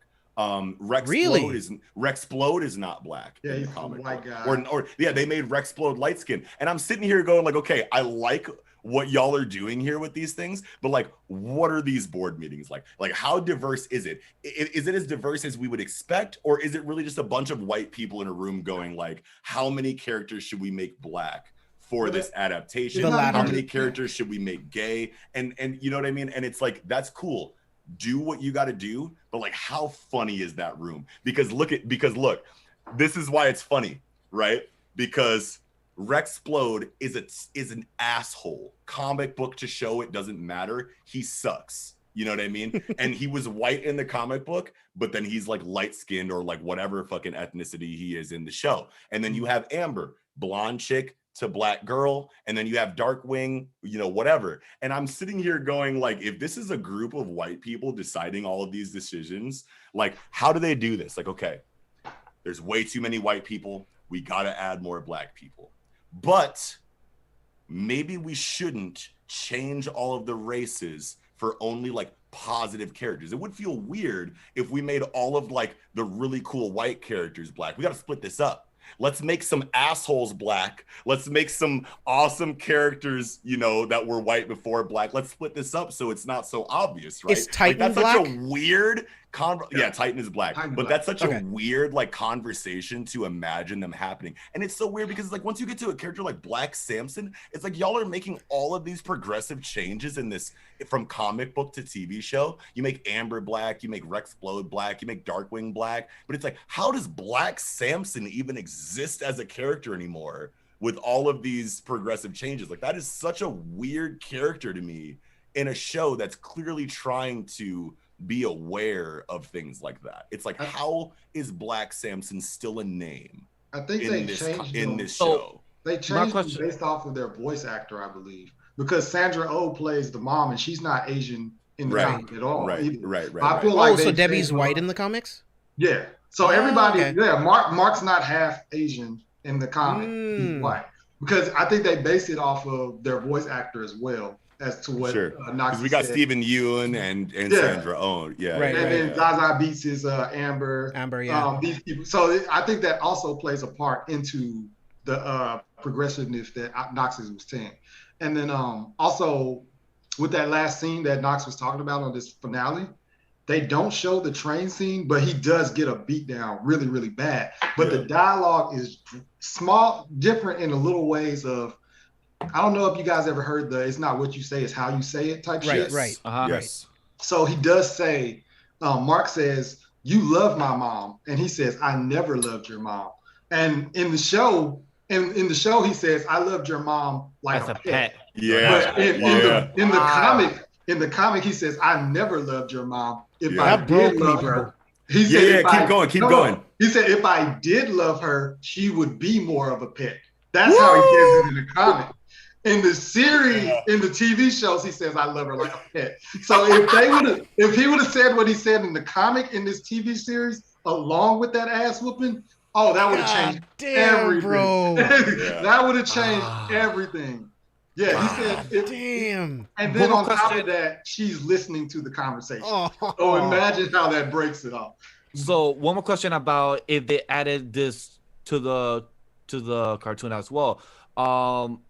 About the end of the episode 8, the lights, where about the government stuff, of what we drink in the water. That was some of the coolest shit I've ever seen. So was that from the comics as well, or was that added in? Yeah, it's in the comics as well. Where he's talking about how they walk into that white room, Knox. And then they turn the light on, and then he sure, yeah. That's why I don't drink tap water, bro. I don't know what they're putting in that shit. I don't drink tap water. That's why I was asking if that was added, because how we all say that's a meme, but to actually see that in the cartoon show and like that's playing fourth wall, because we all make a joke like, what do we eat? What do we drink from the government? Because it's something that we don't know and everything. So to actually see it in the cartoon, that's why I asked if they also had it in the comic. But it seems like it was on both, so that's why. Dude, that was one of the most intriguing things of that entire season. Because when Cecil says you'll be surprised how often we use this, I instantly started thinking of a bunch of different shit. Like,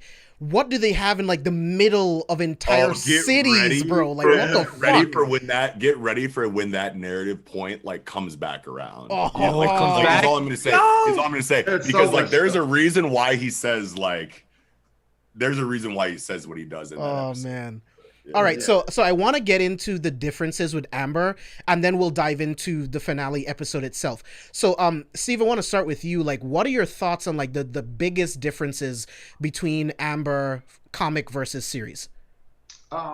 Amber doesn't know about Mark at all in the comic. She literally she figures it out, and she more so figures it out. And then Mark, they have a conversation about it. I remember in the comic book, she didn't know anything until Mark told her. Yeah, until Mark told her. Like she has that conversation with the homegirl, and she kind of. I remember there being a speculative conversation, but I remember it not going anywhere. And I remember, it didn't go anywhere. And I remember like in the comic, it felt so much better, obviously, because Amber didn't know anything, and Mark was hiding all of these things from her, and she was getting upset about it the way Amber was in the show originally. But then originally, when it comes back to like be like, "Yo, I'm invincible," she's like, "Oh my god, that explains everything. I'm so sorry.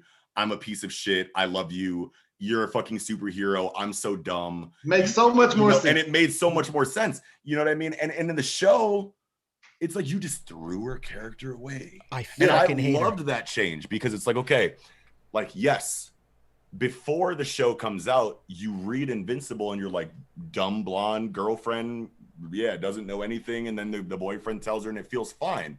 But then in the show, you're like, okay, Amber's black now, and you're just like, okay, that's cool. And she's sassy. She's got more of a personality. She's more of her own person. And you're like, spicy, you know, black version of Amber. This is tight. This is really cool. You know what I mean? And then I'm sitting there waiting after she's doing all of this shit talking to Mark about how come you always lie? Where were you when the cyborg was invading? Blah, blah, blah, blah, blah.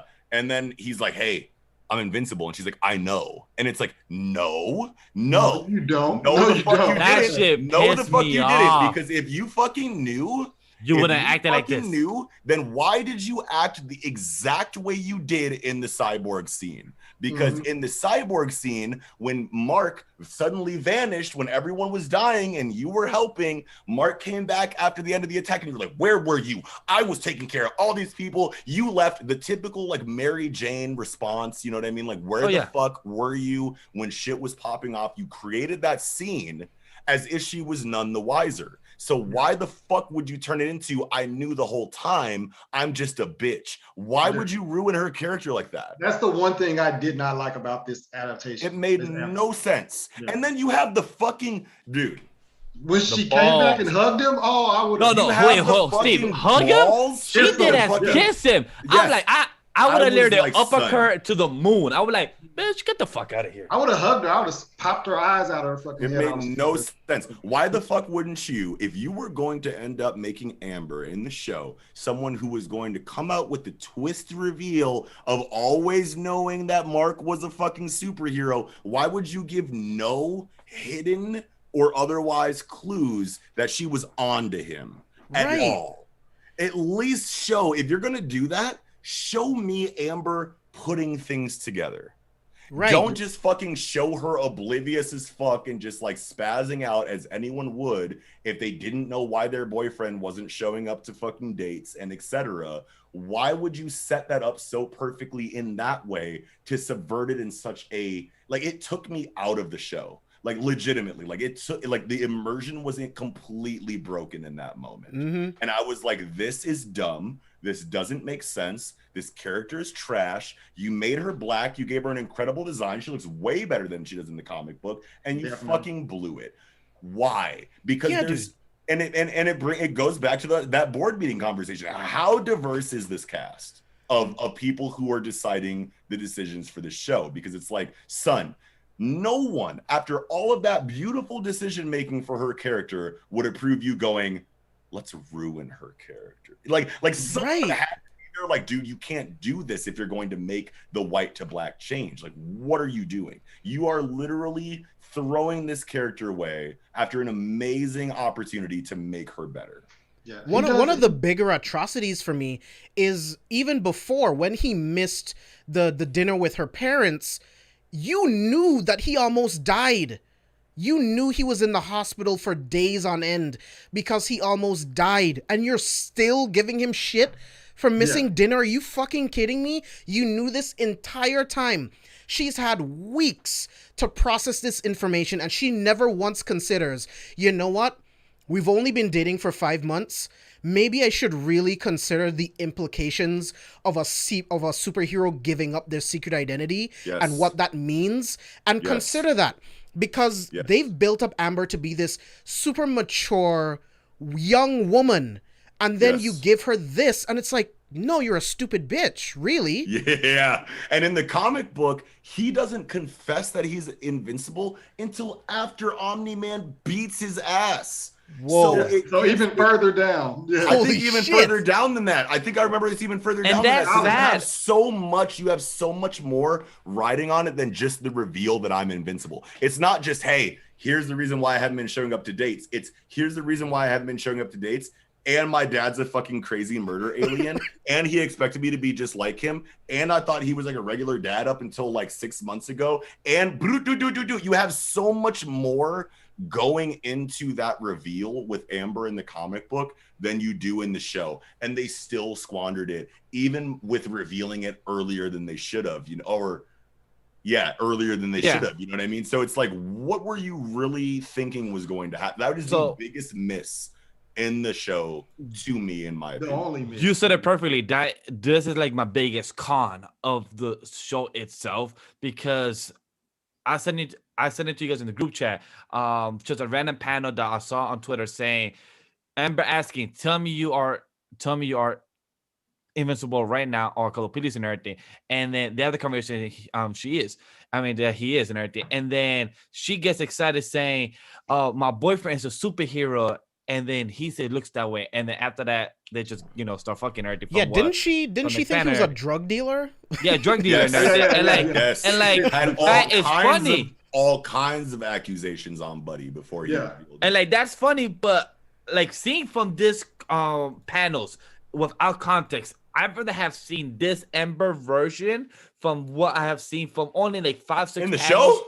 In the comic, no, they talking about the comic. I was like, son. I'd rather have seen this comic book version of Ember personally onto the show. So like, seeing that, like, her being excited, saying that, oh, my boyfriend's a superhero, like, and her smiling about that, like, that's something I would have like, yes, I get it.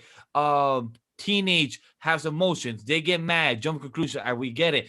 But from what Naksha said, that she accused him from so much jobs, drug dealers and everything, I'd rather have seen those normal teenage drama trying to accuse somebody from being a drug dealer. Those are normal high school stuff. But saying you getting mad at him and dumping him 4 times, and his gay best friend saying, oh, you got dumped like 5 times already, but you still just hanging around her. I'm like, that sounded like some toxic relationship. And that's what they try to show us, because in day and age with social media in 2021, everyone has toxic relationships somehow. So you want to put it on screen because Mark and Amber's toxic? Like, really? Execution was ass if that's what they were going for.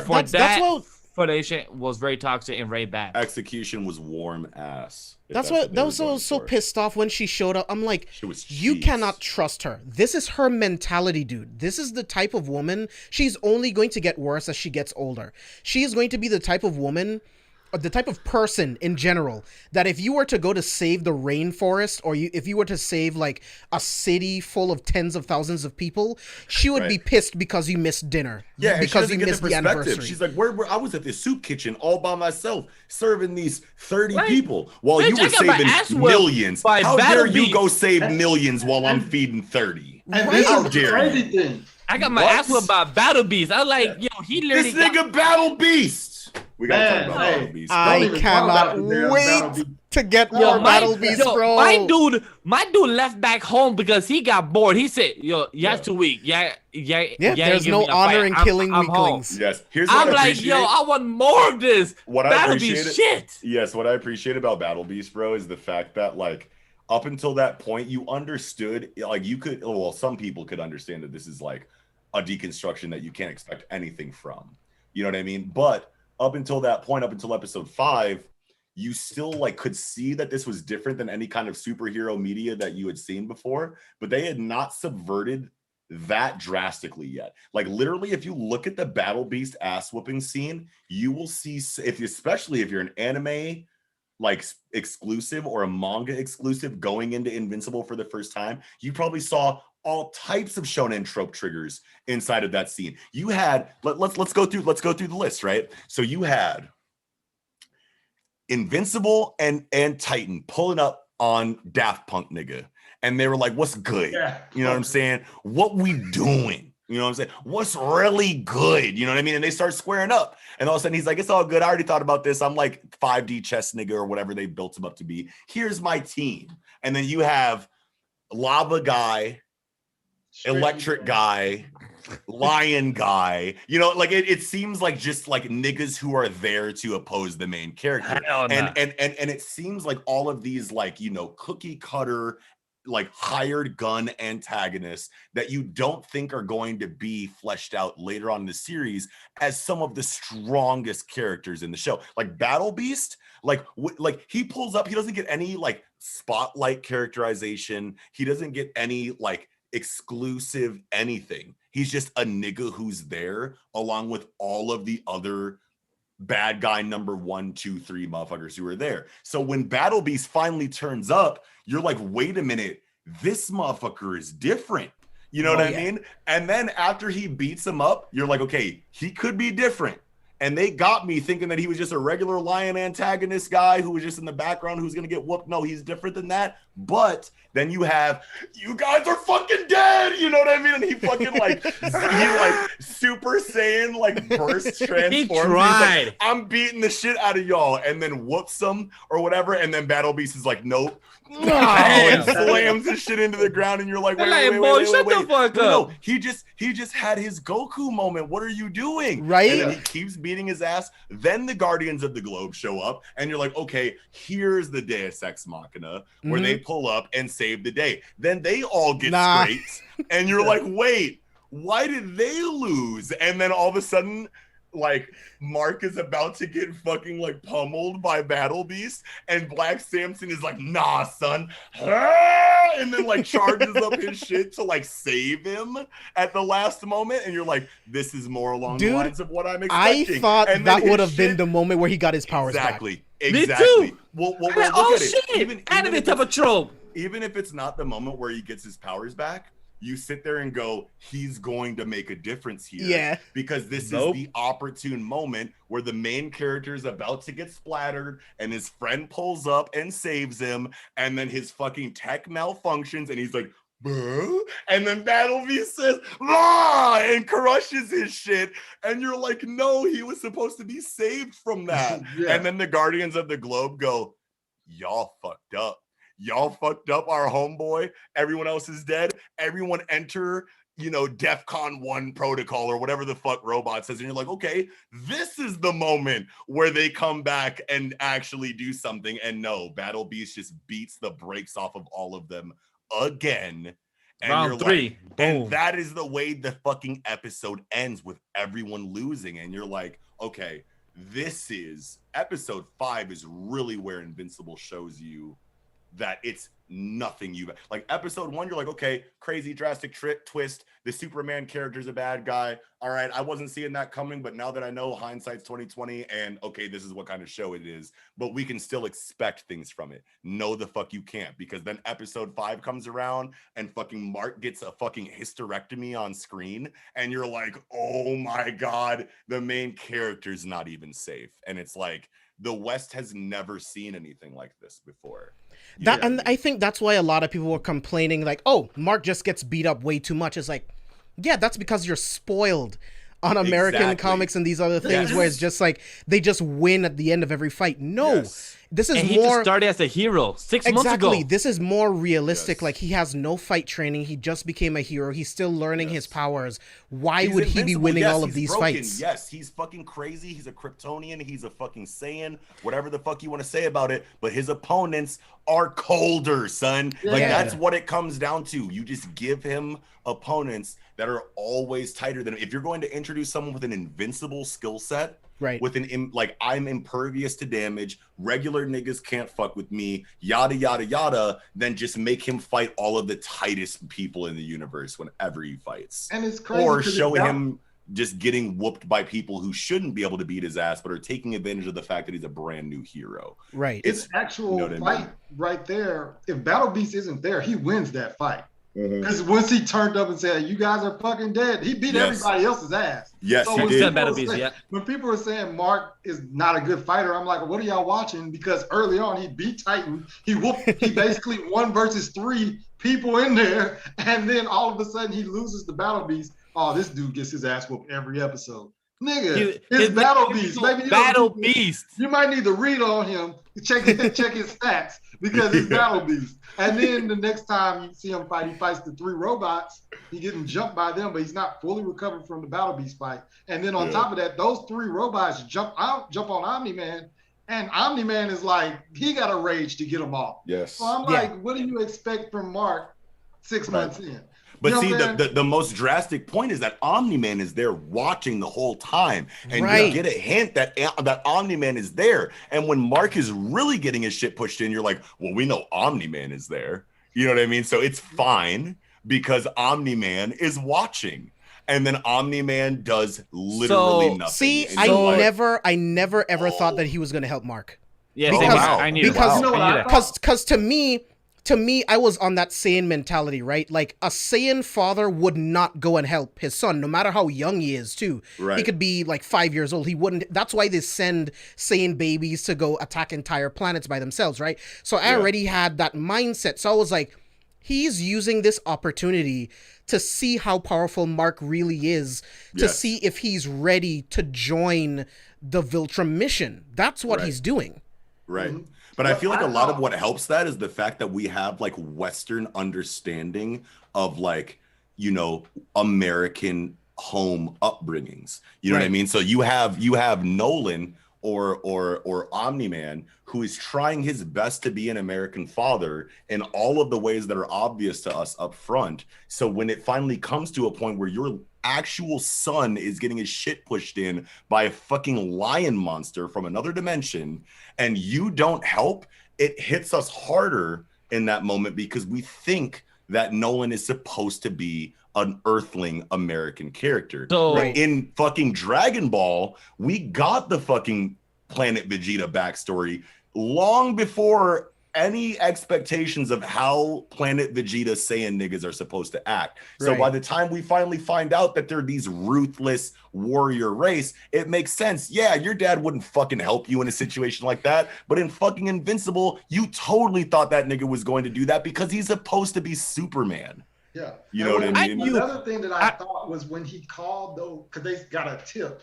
Yeah. That, you know, there was a fight going on. All the Guardians showed up. I was thinking this is Omni-Man getting Battle Beast to do his dirty work as well. Oh, shit. The rest of the Guardians of the globe. Now, I don't even got Interesting. You see what I'm saying? I don't even got to kill them. He just wiped out everything. So I was thinking that was what they were going with it because obviously, like I said, it's a little different in the TV show than the comics. Yeah. So that's what I was thinking that they were going with. I was like, okay, Battle Beast is about to murder everybody except for Mark. And then now Omni-Man doesn't even have to get his hands dirty. He's like, you saw what happened. You know what I'm saying? Like, so to add about episode 8 and about Omni-Man himself, because it makes me wonder that Omni-Man went back to the planet of Viltrumite, knowing that he probably was going to get the illest type of lecture or do we know that? Did he go back to Viltrum? We don't know where he is. No, I don't think we know where he's supposed to be. I'm assuming that. I remember. Okay. Not comic book readers. I'm assuming this because knowing that he's the one that filled his mission from what we know from the character of Seth Rogen that played the guy at the end. I forgot Al the alien, I think.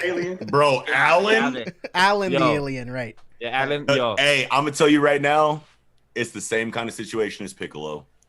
We know that motherfucker is black. I'm just telling you right now. Alan's a nigga, bro. Definitely.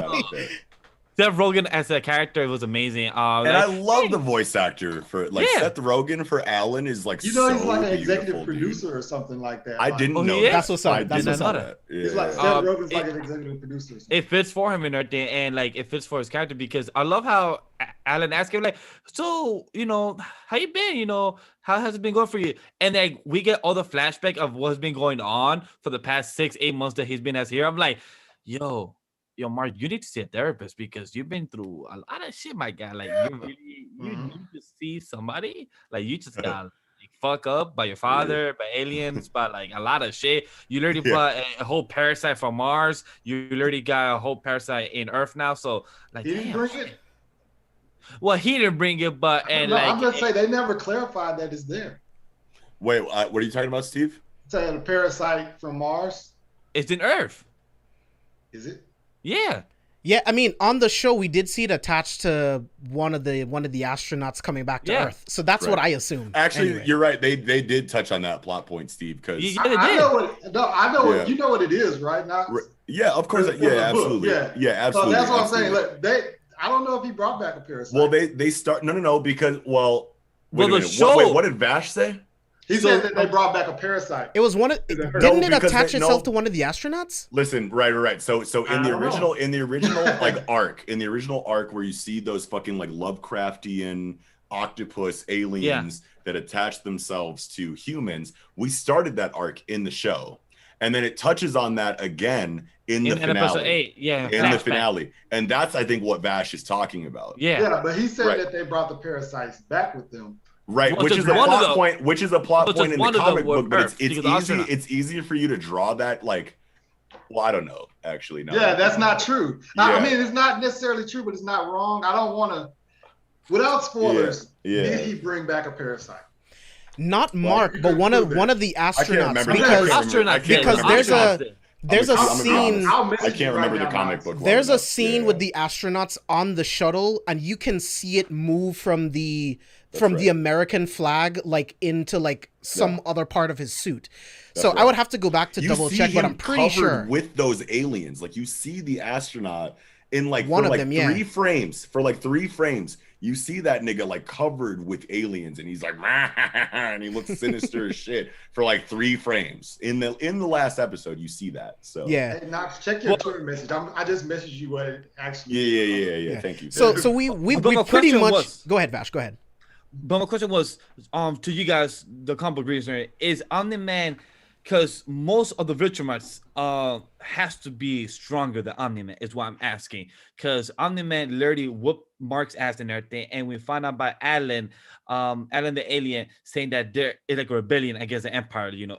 A nice little Star Wars type of reference there, knowing that there's some type of rebellion, which is so awesome to have that type of Star Wars reference for.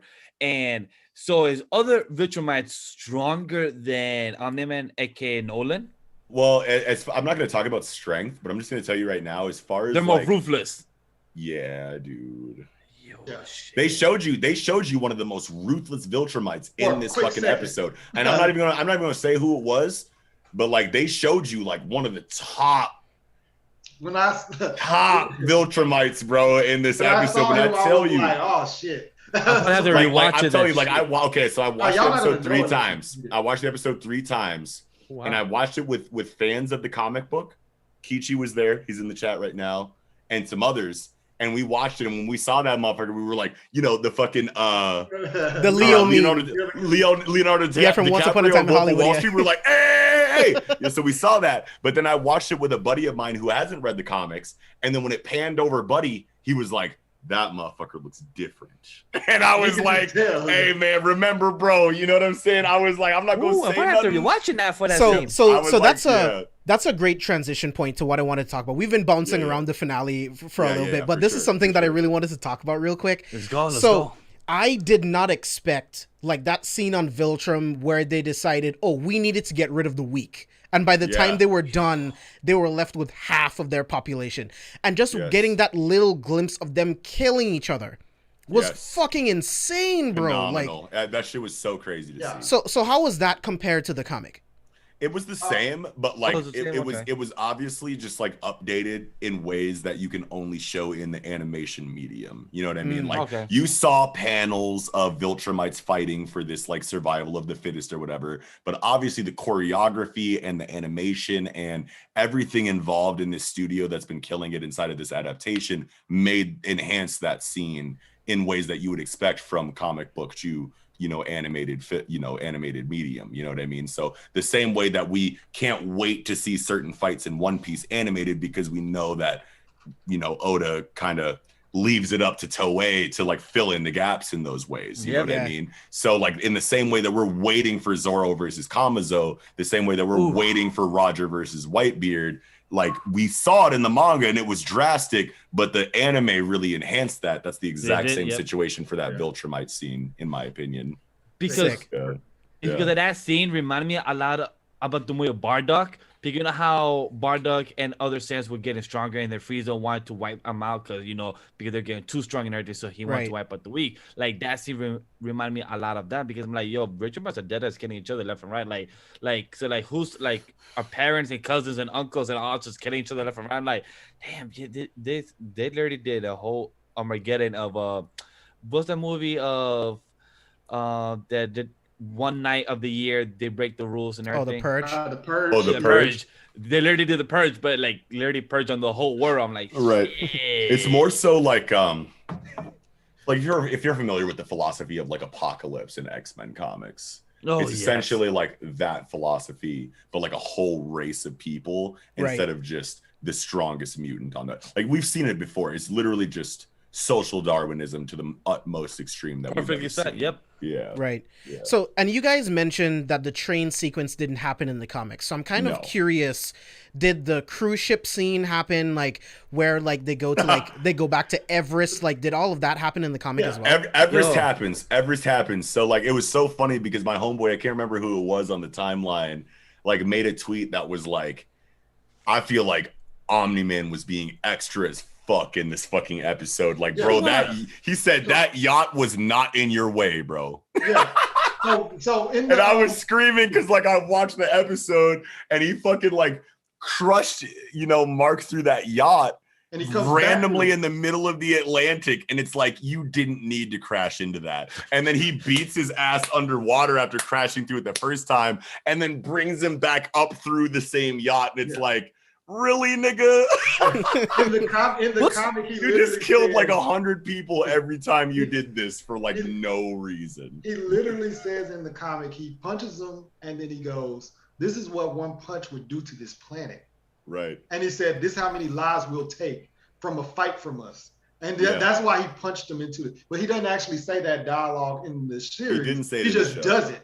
He shows you like, when I'm whooping your ass, this is how many people will die.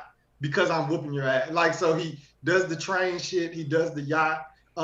Dude, that might be like one of the most fucked up things I've ever seen. Like just watching that train sequence happen, I'm like, bro, dude, so many people are dying. The over the shoulder perspective as he's running into all the people, and like his invincibility obviously isn't letting him take damage, but he's literally like erupting regular humans in front of like back to back. I was like, bro.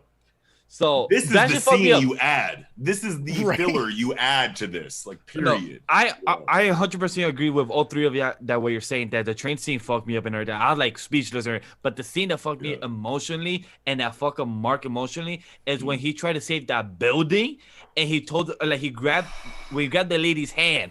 And when his father took down the whole building down, and when Mark thought he still was holding the lady's hand, we took over the rock, and literally was the hand itself only, just literally that was drastic. And in the forearm, that shit fucked me up in the head. And Mark I like, Mark was like, I couldn't even save one person. Yeah, that's when Mark's father knowingly like, you see, these people lives don't mean anything. You can't even save one life. I was like, Mark was crying like that shit fucked me up more than the train scene. Yeah, the train scene.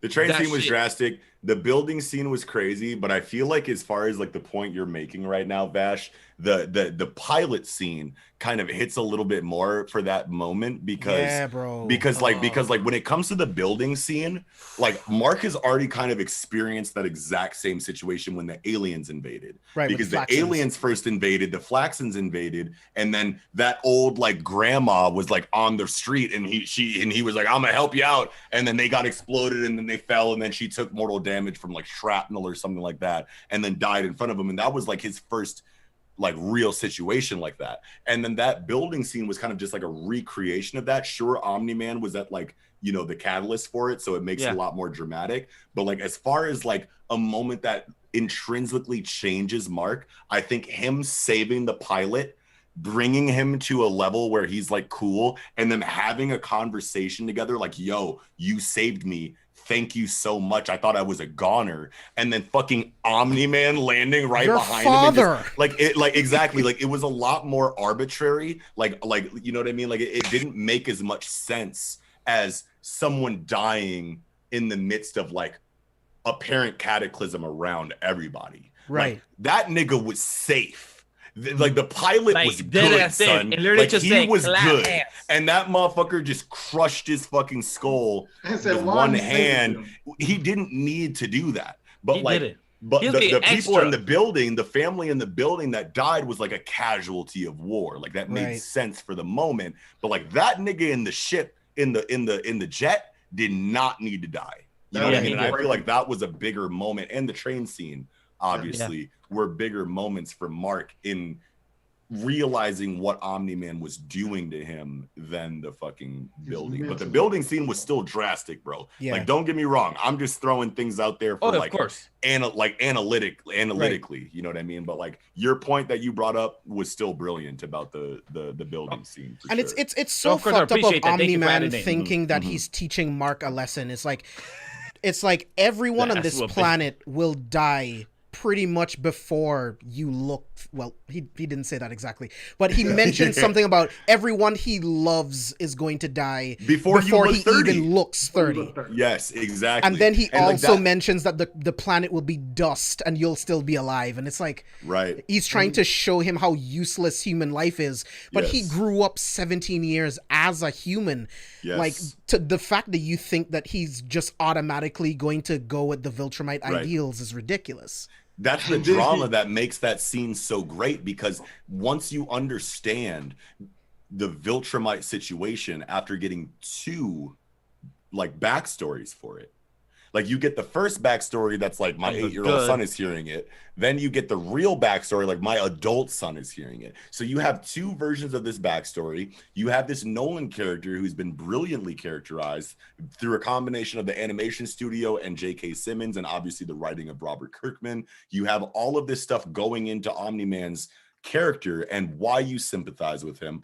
The pathos that was laid out was brilliant inside of the flashback of Mark playing baseball. All of that goes into why you root for Mark. But then there's also logic on the Viltrumite side in regard to, we've seen this all the time inside of Immortal Stories. You know what I mean? UQ Holder is like the biggest example that I can give. It's a fucking sequel manga to for any manga, like hardcore manga fans out there, if you're familiar with Ken Akamatsu as a mangaka, he did Love Hina into Maho Sensei Negima, and then of course into the sequel of UQ Holder. But if you follow UQ Holder, it's cool how he did that because it's kind of like a self-contained sequel. You don't need Negima before you read UQ Holder or watch UQ Holder. But when you start UQ Holder, you can tell that there's previous story there that you're missing, and obviously it fills in those gaps. But the main point that I'm making about UQ Holder is that it's a story where the power system is immortality. Just same way that Chakra is the power system for ninjas and Nen is the power system for hunters,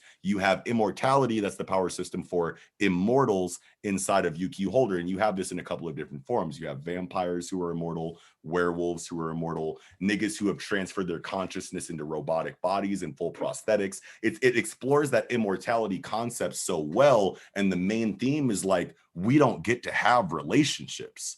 You know what I mean? Everyone normal that we meet, we have to either just like not fuck with or kill eventually because of our job or whatever. But it's like, you can't marry a regular person as an immortal for the reasons that they talk about in the Invincible finale. Because it's like, bro, they'll be dead. You know, banned from 7 Deadly Sins. We have all kinds of examples of this, especially if you're anime, you know, friendly going into Invincible, that make this scene way more impactful because you've heard this narrative before and it makes sense to you logically, you know, for a multitude of different reasons. So you're sitting here going, okay, Omni-Man, you fucking suck. I want you to die. Stop beating up Mark. You're being really shitty to Debbie and she can fucking hear you. And that doesn't sit right with me. Shout out to JD Legend. We're right there on that. But like, bro, you can't be doing all this. And then you sit there and go, well, wait a minute.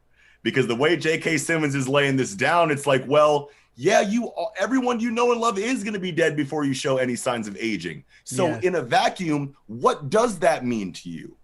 And you go, wait a minute, this nigga's spitting. And then Mark is like, they're going to have a life. They're going to live 30, 50, 60, 70 years, and they're going to create moments that matter to them. It doesn't matter to you because it's just a speck in your timeline, but it's all about putting yourself in someone else's shoes. And that scene really drove that point home. Put yourself in someone else's shoes, even when all the logic is on your side. Facts, bro.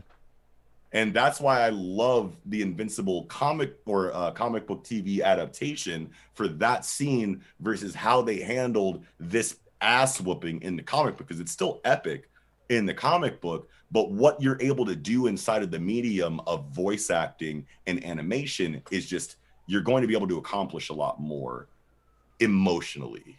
You know what I mean? And I feel like they absolutely did that in the Invincible show. Yeah. So they're go ahead, Steve. Oh no, I was about to say that's the thing that I love about Robert Kirkland, because he takes something so small and he adds it to a regular story that you've already heard and makes it so drastic. Like in Walking Dead, you've already heard a zombie story, I don't know how many times. But then he adds this little small speck. Oh yeah, everybody dies when and then they turn into a zombie. No matter what, you're going to turn into one. You don't have to.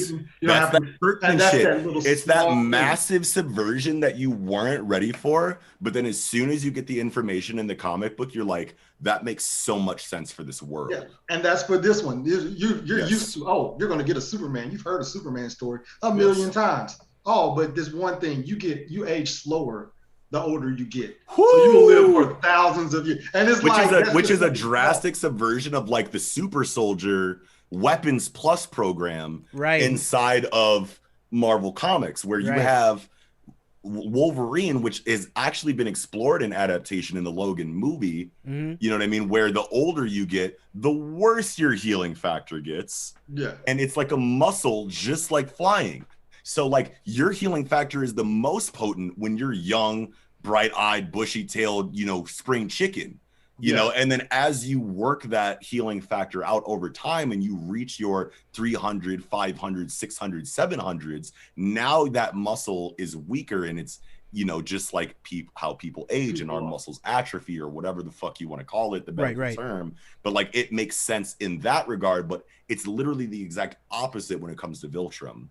And it's like I feel like that's a node to Western comic book expectations with healing factors and shit. And it's such a twist to you because as you've seen, you saw Mark grow up. Right. So the age factor never plays in your head until they say it. You see what I'm saying? You never see Omni-Man grow. At the end of Invincible, though, I want to say at the end of Invincible, Mark looks like significantly older than he does at the start of the series. This is true. And that could be in part. That could be in part from the switch of illustrators from fuck, dude. I feel so bad whenever I forget the original illustrator of Invincible's name because everyone praises Ryan Ottley, and obviously Ryan Ottley's art is just like untouchable inside of fucking Invincible. But you have to give props to the original illustrator for establishing this universe in the first place. Yeah, because the art changed from book 1 to book 2 and book 3, right? The art changed from drastically from one illustrator to another. Ryan Ottley is a different nigga, bro. I promise you. If I may ask, out of the art from book 1, book 2, and book 3, which one's your favorite? Because I know a lot of people say book 2 is their favorite art. If anyone says they prefer anyone's art over Ryan Ottley's, they're fucking lying to you. Yeah. Like a motherfucker. Ryan Ottley is objectively the best Invincible artist. And see me in the comments if you disagree. Peachy will be there; he'll back me up. And that's one from book 2, right? Mercenary just brought up a funny joke. What's Robert Kirkman's obsession with beating up characters played by Stephen Yeun? Man.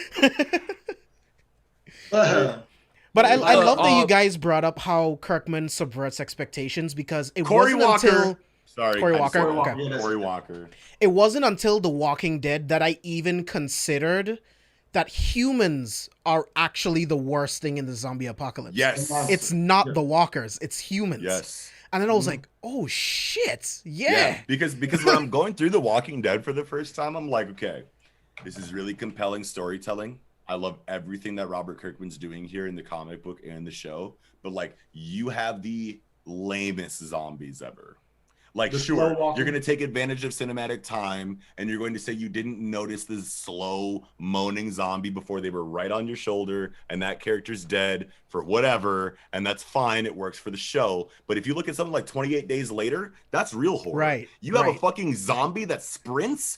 I am killing myself the first day. If 28 Days Later was a real plot, if I heard that on the fucking radio, these zombies are different. This is nothing like George A. Romero. These niggas are sprinting like Usain Bolt. I'd be like, bet, nigga, pow. You don't gotta worry. I'm not a main character in this. I don't want to deal with this. You know what I mean? And there's too many people that are out of shape to deal with something like that. Like, have you seen the movie? I'm about to say that would make me mad if random Joe Blow over here is 300 pounds and out of shape, he dies, but he gets Right. up and now he's fast. Wait, Right. you were supposed to be out of shape still. I don't care if you're a zombie or not. Yeah, because I don't give a fuck if Ving Rhames is my homeboy, like Dawn of the Dead. I don't give a fuck if Ving Rhames is my shooter, son. If these zombies are running at me on walls and shit, bro. No. You want Have to you see seen me World in War this Z? movie, G? I promise. Yeah, you. like World War Z, Z is right? the worst one. Nah, No, bro. those zombies been running like on the They got a hive sprinting, mind. energized. They I'm have like, a literal yo. hive mind. They're like, hey,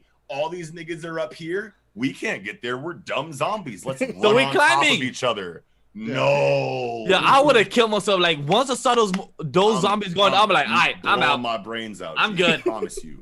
So- I ain't becoming that. So on the topic of zombies, right? The undead soldiers that Doctor's been working on, that Cecil is now building an army. Yo, Is that's it like wild. that in the comic? Yeah, they're that drastic in the comic for sure. Like, They're more I'm drastic so- in the animation because you can actually see every movement that they make, and they can make those impact scenes hit a lot more, because when you have cinematic time manipulation the way that you have in animated media, then you can have Omni-Man doing all of this shit over here in full motion, and then literally just like 3 frames dedicated to a motherfucker popping up behind him and literally biting him out. Like it makes it a lot more suspenseful, where in comic book form, it's Omni-Man looks great in this panel, and then in the next panel, the dude is right behind him biting Right. the neck. It serves the same purpose, and it, like, you know, in the storytelling, but in the animated medium, it hits that much harder because you have so many cutaways, and you have so many dramatic zoom ins, and you have so many, you know, things that you can do inside of the medium that makes those scenes hit harder. So I appreciate the zombie cyborgs in the show a lot more than the comic book, even though in the comic book, they served the exact same purpose almost just as potently. We need the show in order to look back at the comic and go, the show is better. But before the show came out, you were like, this was executed perfectly. You know? Yeah. What I mean? So And also, Go rest ahead, in peace to Donald. Rest in peace to Donald, because my man Donald, he gave a troop. He died trying and everything. And also, we didn't really speak much about Cecil. I know that James said it on the chat, but he is a great example of a Nick Fury with balls that would literally like I think he's the perfected version of Nick Fury. Oh. Yeah, because It's like the perfect combination of the black and white Nick Fury. Yeah. oh wow, Crazy is wow, Cecil? wow, yeah, that's Yeah. Mark doesn't meet Cecil until that ass whooping. Yeah, Dude, what? that's right. Yeah. That's right. In the Yeah, comic, that's right. That's right. in the I think I comic, remember that. ass Yeah. whooping is what makes him meet Cecil. Yeah. Really? Wow. And that's what Interesting. makes that conversation hit so much harder, when he's like, yo, your dad's out of here. We need a new Omni-Man. Yeah. And Mark is like, nigga, I just met you. Yeah. You're 36. You know what I'm saying? Like Wow. I'm 17, bro. I just got my shit pushed in by my dad. Like, let me live, G. Yeah. You know what I mean? So it makes that scene make a little Damn. bit more sense. Yeah, I think I remember that. So I have Yeah, but thing questions. is- Go ahead, Vash. I was just gonna give my last thought about Cecil, and like that's like props to him as a character, because he even said it in the finale of episode 7, like, I hate working with this man, but this is part of the job to save the planet. I have to put my emotions and my morals aside. I have to work with this man that I wish I could just blow up his head. And when he said it, like, damn, yo, Caesar's like the boss of like Nick Fury, that he would have to cross the line because he needs to cross the line to save the planet. Like, this is his job, to save the fucking planet. Yeah. And when Cecil at the end of episode 8, when he literally was working with the man, and the man was like, yeah, I'm working for you, guy. And then Cecil didn't even comment or something. Like, he knows what he has to do, because he knows Omni-Man's trying, like, it is a threat. And to know there's other people like him, so that means he knows that he has to prepare for the worst. It's like, yo, Cecil knows what's up, and he knows what's ready to get. Like, they're even rebuilding Immortal, and like, I can't wait to see it. Hopefully Immortal could do more, because we saw only like a fraction. I don't know how it's in the comics, but like, we only saw a fraction of him. So to see, like, hopefully the people what to do with the stones or whatever other stuff they were doing in the little light room, can't wait to see what other things they're gonna explore for that. Yeah, The next time you see that Lightroom is gonna be so cold-blooded in the show, bro. Like, I promise you. I remember when they finally came back to that in the comic book. Steve, you know what I'm talking about. When you finally see like why that room, like why that conversation happens in the season finale, like I like that is the next like major scene that I can't wait to see. I think that's gonna be season 2's finale. I think they're gonna stretch it. I think they're gonna wait. Oh my god! Yeah, that would be cool because Vash brought up everything that I was going to talk about, but I'm just interested about that white room. Like we saw this laser, right? Like can it penetrate Viltrum's skin? We saw this like purple crystal thing. I'm like, they're scanning it. What significance does this crystal have with anything, right? So I just have like so many questions, like the rebuilding the immortal again. Does he die again? And then they have to bring him back again? Like, see, there's so many questions. Like, I saw comments on Twitter, like this motherfucker's called immortal, but he's died twice in the first season. It's like, yeah, but he's came back. Yeah, every time. If people didn't see the little, he's not the immortal because he's been put in a fucking swisher twice. He's called the immortal because he's woken up twice. You know what I mean? 3 times, whatever. You know what I mean?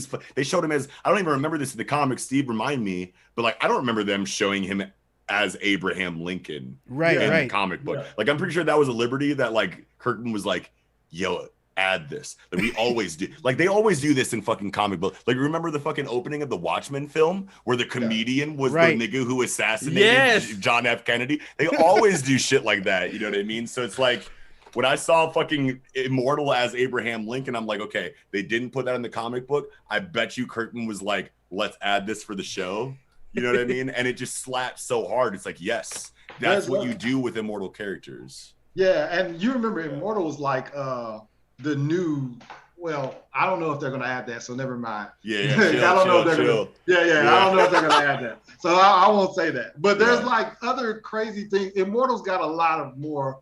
If they do it the right way and not just make them like some gag now where they just kill them just to kill them. Yeah, you know, they do it the right way, like that how they did it in the comics. Immortal's got a lot of screen time coming. Yeah, he's got a lot of screen time coming. That's right. I hope. Okay.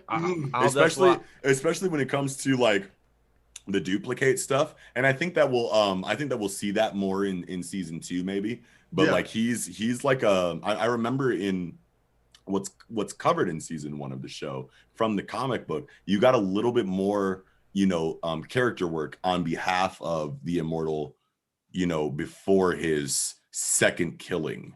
You know what I mean? So I feel like they flesh his character out a little bit more before Omni-Man kills him again, and that makes that second confrontation hit a little bit harder.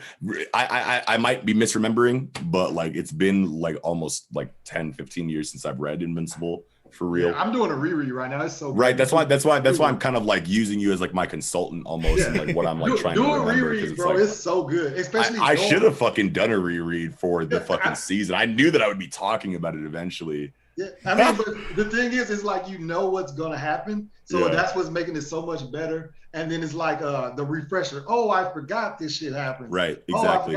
I was surprised at how much I remembered from the comic book run just by watching the show. And I was talking to you guys a little bit about that in pre. Like I was reading this shit like, as it was coming out. You know what I mean? Like in the time that it was like, dropping as a serialization, not as a completed work. You know what I mean? And I feel like most people who are Invincible fans kind of hopped on that like wave like 3 to 5 years ago at most, where like everyone was just reading omnibuses after it ended. You know what I mean? But like I was there like as it was being serialized, you know what I mean? So like my memory on it is so poor compared to everyone that I talk about Invincible with. You know what I mean? I should have done a reread. Looking back on it, but never too late, brother. It's never too late. Rob brings up something in chat, right? And this was something that I thought of after I watched the finale for the second time. So Rob says he heard that Eve was hella powerful, right? And I thought about it. I'm like, Eve has transmutation powers. Why doesn't Cecil get Eve to change like the density of Viltrum like skin to like make it easier to like penetrate his body to kill him? Right. See, so that's the thing. That's the kind of problem track you my run mind in. was going on. That's the problem you like run into like when you have characters like Eve like in the fold, because like it's the kind of question where in Marvel Comics you're like, whenever any character is having an issue with a threat that's below Franklin Richards, right? Why doesn't Franklin Richards just come in and fix it? Whenever you have a threat that's below Jean Grey, why doesn't Jean Grey just come in and fix it? And when you have a publication history as extensive and as deep as Marvel Comics, then you can say, well, another writer in another area of the publication line was writing that character in a specific story arc that had them away from this particular moment. And that's when you rely on your editors to make sure that time lines up properly to where the try-hard comic book readers that know every moment that happens and everything won't come back and go, no, Franklin could have been there because blah, blah, blah. You know what I mean? So like, that's why you pay your editors. Anyway, the point that I'm making, brought that joke back. The point that I'm making though is that like, when it comes down to why Adam Eve wasn't shown as powerful as she was in the comic book in the first season, is I feel like Robert Kirkman kind of like figured it out since the comic book and went, we can't show Eve that tight just yet. Otherwise people are going to go, why wasn't she a bigger presence in the Omni-Man situation? Yeah. So that's like kind of why, because in the comic book you see Eve do way more shit before Omni-Man beats Mark's ass. Which you know is what I mean? crazy And to think that about. made me wonder in the comic book, this bitch has this entire power set that can do all of this, and she was literally just non-existent in this cataclysmic event. And it's like, what were you doing? And you know what I mean? And I think I remember that there was still that like Cecil mandate on the Guardians of the Globe that said, sit tight, don't interfere. Right. I think I remember that in the comic book, but at the same time, it's like, if you're Adam Eve and you know what your power set is and you know the full potential of it better than the audience does at that point in time, why wouldn't you, great power, you know, great responsibility type beat, go, no, you guys stay because you're a fucking robot that's going to get eviscerated in moments. You're Black Samson. You shouldn't even be in the fucking conversation, even though you got your powers back. Like Eve should have been like, all of y'all stay here and I'm going to go because I'm fucking Adam Eve. But you're right. In comics, she goes and trains and I remember. How strong actually. she is. Yeah. So technically, and I think she's actually not even there when Mark is getting his ass whooped because she's in Africa or whatever. And then he gets his ass whooped, tells Amber, and then him and Amber are an item. And then Eve like invites them to Africa or something like Whaley. Yeah, I think I remember that actually. Yeah. So but, and like, while still, she's in Africa, she's practicing her powers. But see, exactly. Kirkman wrote her away from the situation in the comic book. Right. That's exactly, you know, like that's what you have to do. You have to make the characters that could justifiably just end the situation busy at the time. And you have to do it in a way to where it feels like a real alibi and not just an excuse that the writer shoehorned in to not have a character that could properly deal with the situation just not be there. So I wonder why they made that decision to have Eve with Mark, like when they meet up with Omni-Man. Because they didn't show her. They didn't show her power set fully. Yeah. You know what I mean? Like, yeah, they showed but her as, anyone like, with novice. half a brain that understands her power, it's like, why not just rewrite his DNA and then just kill him? But like her powers is broken. Like she knows how to move and control atoms. She literally built a door just to leave her parents' house. Yeah, dude, it's transmutation. She can literally tear down matter and reformat it. That's a good point. So it's like, that's a good point. Why have her there, you know? You could make the argument that she's like, you know, a novice adolescent teenager versus a fucking like 3,000-year-old Viltrumite. For sure. You just have the anxiety of like knowing that the experience gap is so drastic, and like the nigga who's like the fucking spawn of this dude is getting his ass kicked. So like there's a lot of things that you can, but they didn't explore any of that insecurity in the show. So you can still make the criticism, but you could explain it away in a lot of headcanon-y ways. Would she be fast enough to even do it though? Yeah. I mean, right, that too. To get what's his name?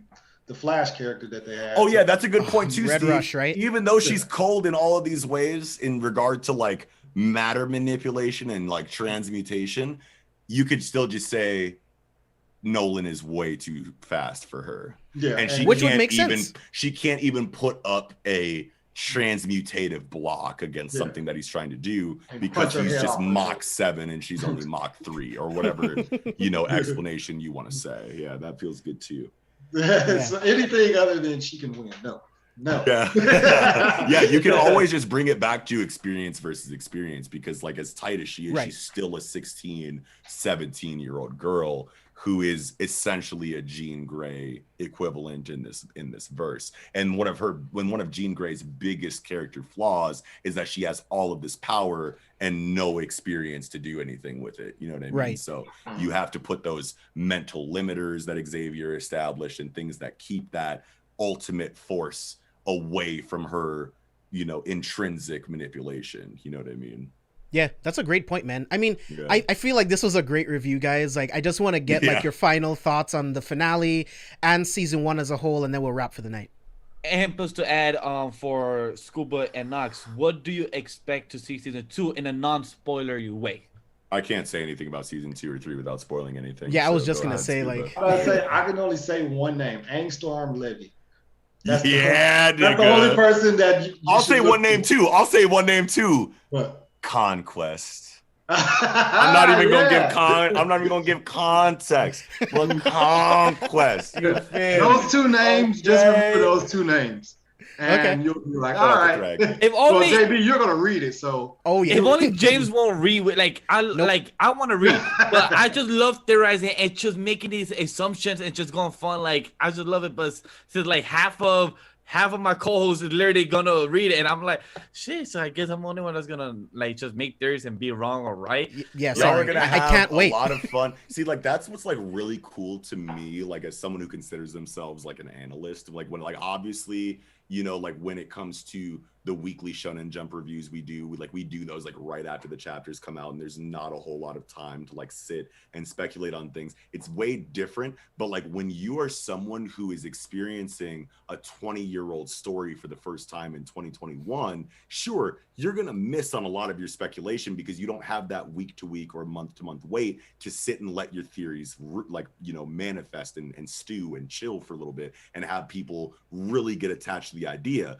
When you're someone who's jumping into Invincible in 2021, you're gonna have a lot of fucking ideas and theories about how things are gonna go, but you're gonna run into those try-hard Twitter niggas that are like, no, that's wrong because I read the comic book. But like me, myself, it's like, yeah, I read the comic book and yeah, you're wrong, but I love your mind right now. You know what I mean? Like that's the kind of enthusiasm that I like give to people, even when I know the true future of the story. You know what I mean? Because I appreciate that critically thinking, hyper analytical, like outlook that a lot of people that we do this with share. Everyone here is on this panel is people that I consider in that echelon. You know what I mean? So Vash and JB, throw your fucking Invincible predictions out, and like whatever the fuck like toxic Twitter wants to say, you got a shooter right here. You know what I'm saying? That it's gonna fucking be like, hey, I'm not gonna be like you were wrong. If you're wrong, I'm gonna be like, nigga, that's tight anyway. You know what I mean? So it's like I sit in the for comments anybody every out there, Friday. like.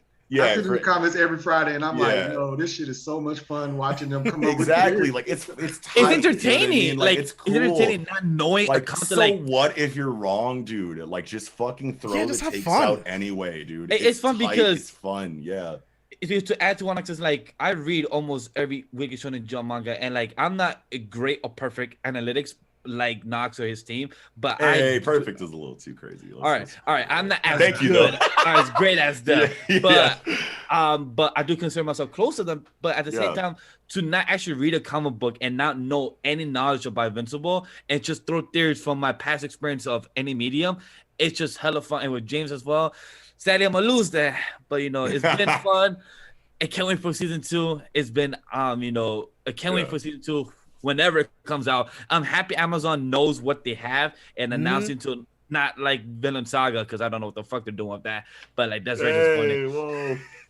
I just got I don't know what's going on with that shade. either. I haven't been looking into it either. If there's negatives about it, then I don't want to hear. They haven't announced anything for that, and they know the popularity. But I'm glad they know what they have with Invincible. I'm glad they know about the popularity. I'm glad they announced 2 seasons back to back. Can't wait to know when it will be. Nox threw out that theory, say, hey, who knows? It could be at the end of the year. Hey, if it's at the end of the year, give the announcement, because I will tell James, like, hey, can you wait like 4 more months, maybe? Nope. You're like, nope. Today. But overall, I had a great time season 1. Would I read it? That's a big maybe. Would I just be the only one that panel and James would be like, great theory. Just like Attack on Titan. Yeah.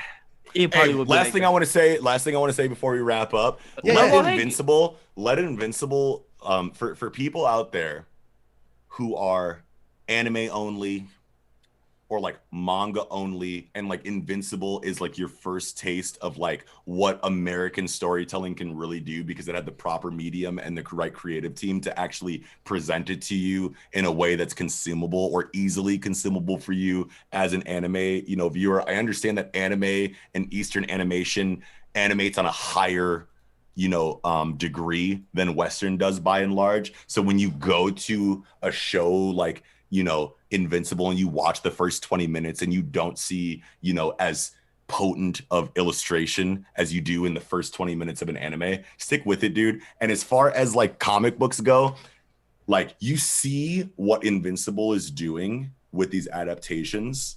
Like, don't be that guy that needs to wait for an amazing adaptation of a comic book story to fucking read it. If you get an amazing recommendation, something that feels really good from someone who does this shit, fucking take them up on that, because it's the most frustrating thing ever. How I've been trying to tell a lot of my friends to read Invincible for like 5 years. And they're like, I don't like Western comic books. And then the fucking show drops and they catch up to the fucking comic book and finish it in like 3 days. It's like, dude, do your fucking recommendation friends a favor and just fucking listen to their recommendations before the show is announced. Ray told us a year to read it before we watch it. Ray told us like, yo, you guys should read it. And me just like, we're gonna wait. And then now James is like, yo, I want to read it. Yeah, because I mean, we were so close. Like, I wanted to get like a glimpse of what the series was like. Now, if you heard of Invincible like after it was announced and you're like, I'm gonna wait for the show, like that's whatever, you know what I mean? But like, if you were someone who was recommended Invincible like 5 years ago and you were like, go fuck yourself, bro, and then the fucking show comes out and you're like, this is peak fiction, you should feel bad about that.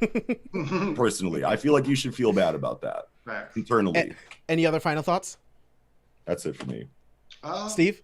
I'm glad you guys are enjoying it. Keep watching. JB, I can't wait to hear your thoughts on the read. Yes, dude. Please message me every time you fucking be like, whoa, what the fuck? Because I will. Yeah, because there's going to be some early moments where you're like, oh, shit. Like, you know what I'm saying? Like, and don't read Chapter 0, because Chapter 0 is like straight up spoilers. On my reread, I was reading Chapter 0 and I was like, yo, wait a minute. I was like, so don't do that. But other than that, man, they're doing a great job of adapting this. And I'm glad y'all guys had me on for this finale, man. Dude, thanks for inviting me back for this. I'm sorry I couldn't make it for Falcon and Winter Soldier. I definitely wanted to be there for that, but like this is the one where I was like, you can't miss this. Never in a million years. Like, this was incredible, and this is an amazing conversation. This is why I love coming to things like this with you guys. Yeah, man, this was a lot of fun. It's always an honor to have you guys on the show, because this is what I love doing, man. Like, I just want to talk about comics and comic book shows with my friends, man. Like, this is the coolest shit that I get to do. Like, I do my day job, and then I get to do this right after. Right? Yes. Like, we've been talking for 3 hours and 15 minutes. I'm having the time of my life right now. No way. So I appreciate you guys. Yeah, no bullshit. Mortal Kombat was. I didn't even realize how much time passed. Mortal Kombat was an hour and a change. We talked about Mortal Kombat. I forgot about that. What the fuck? All right, so Steve, where can the people find you online, man? If you want to find me on Twitter or Instagram, it's ScubaSteve1428. Follow my podcast page, the Blerd My Pod, and we talk about anime, comics, video games, TV series, movies, things like that as well. And merch, socks. And, buy some socks. Get that merch. Because everybody likes to make fun of me for sleeping in socks. Buy some socks to sleep in.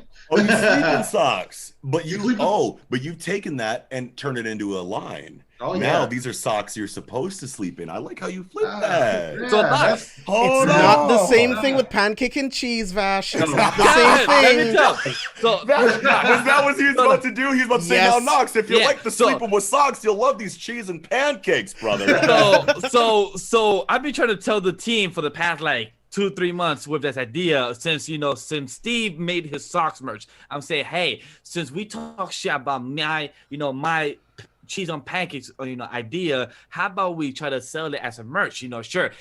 Every time they're all unanimously say no, No, I'm like, all right, That's cool. what everyone says until you go to Shark Tank. I remember that episode of Shark Tank where Buddy pulled up and was like, hey, you know how good the milk tastes after you finish your cereal?